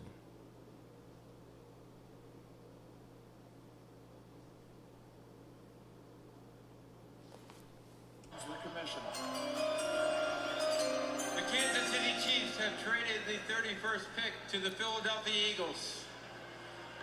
With the 31st pick in the 2025 NFL Draft, the Philadelphia Eagles select Jihad Campbell, linebacker, Alabama. This young man has been on the radar a long time. He committed to Clemson. Yeah, that's ridiculous. Jihad Campbell. Solid pickup, for sure. One of the better linebackers in the draft. Solid pick. I don't hate that. Going to a great team. Yeah, that's crazy.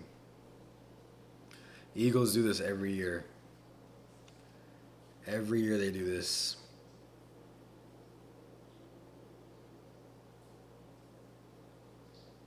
Crazy.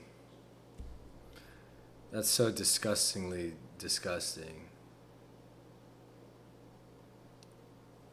Chiefs picks in. Yeah, he did drop low. He wasn't really on my radar because he's a linebacker, but he's talented. He's a very talented linebacker, very solid player.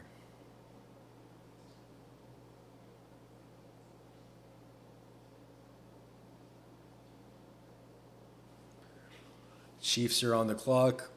Pick is in. So, we will see. At this point, the talent of Burden is just too good to pass up. I would agree with that. Like, I can agree with that. The Texans will pass him up, it feels like. Too much of a character concern. They don't like divas. They really dislike divas. And you could say Stephon Diggs. Well, Stephon Diggs was a model citizen when he was in Houston. And more mature than earlier in his career. But yeah, I mean, kind of feels like he's off the board just because of his attitude. I mean, I'm telling you, dude, you pick Luther Burden at 34, I'm fine. I'm so fine with that. That's chill. It's chill. If they can get over it. If they can't, then they can't. It is what it is.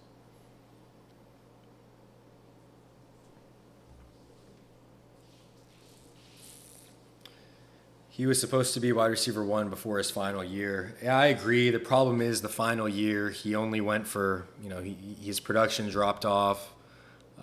He had attitude problems. He threw his helmet. He quit games.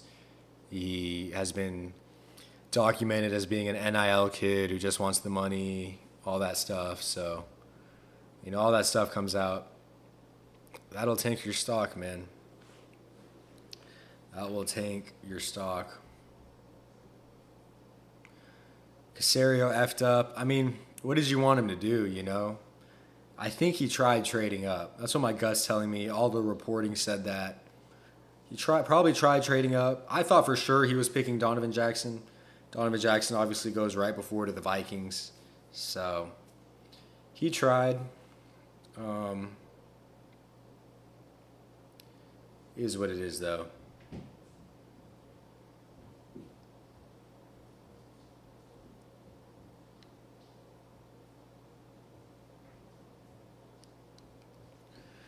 That's a solid pickup for the Eagles, man. He's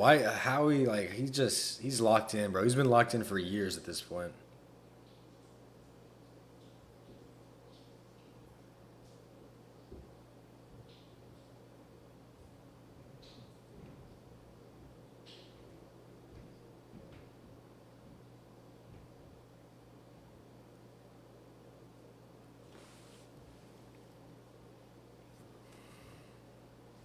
Yeah, Walter Nolan went, didn't he? Yeah, 16 to the Arizona Cardinals. Walter Nolan went 16 to the Arizona Cardinals. Yeah, so picks we have now: 34, 58, 79, 89, 99, and like nothing until the 7th or 6th round. So you've got 2 picks in the 2nd, 2 picks in the 3rd, and that pick in the 4th, I think, if I'm doing that math right.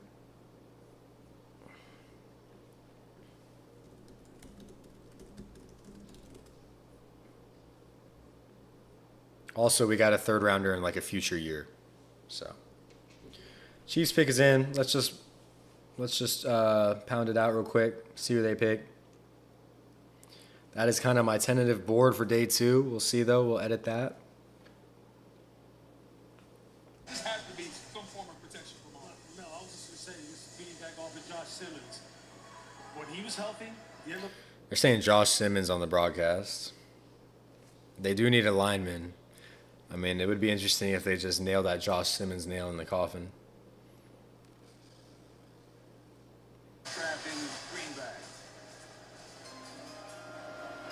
With the 32nd pick in the 2025 NFL Draft, the Kansas City Chiefs select Josh Simmons, tackle, Ohio State. You saw it coming, Mel. He's from San Diego, began his career at San Diego State, started every game at right. Josh Simmons is off the board as well. So there you go. The Josh Simmons dream, is out. No longer an option. So what a board this year for the Texans. Josh Simmons no longer there. Biggest thing with him, like I said, how's that knee looking? Chiefs are willing to roll the dice and take the gamble on that. So they pick him up. Let's just read a few of these comments. It's the Chiefs. Remember, we got Lassiter and Bullock in 2nd and 3rd round here. That's true. Nick Caserio is very good in the 2nd round. So I'll leave it with that. Nick Caserio, a very good drafter in the 2nd round, in that 3rd round as well on day 2. Trust him. Should he have moved up? Potentially. But it wasn't any like glaring issue. If Kelvin Banks would have been there where Matthew Golden was, yeah, trade up. Matthew Golden, maybe. And then you just got unlucky with Donovan Jackson going right in front of you. But it's fine. He made the right move. I would have thrown up if he would have picked at 25. So he makes the right move in moving back. Nick Caserio is the GM. He'll be fine. We'll be fine. We will pick up tomorrow, 2nd pick of the day. So stay tuned for that. Always go Texans, guys. And we will see that. And thank y'all for coming in and being a part of this. I really appreciate that. So see you all.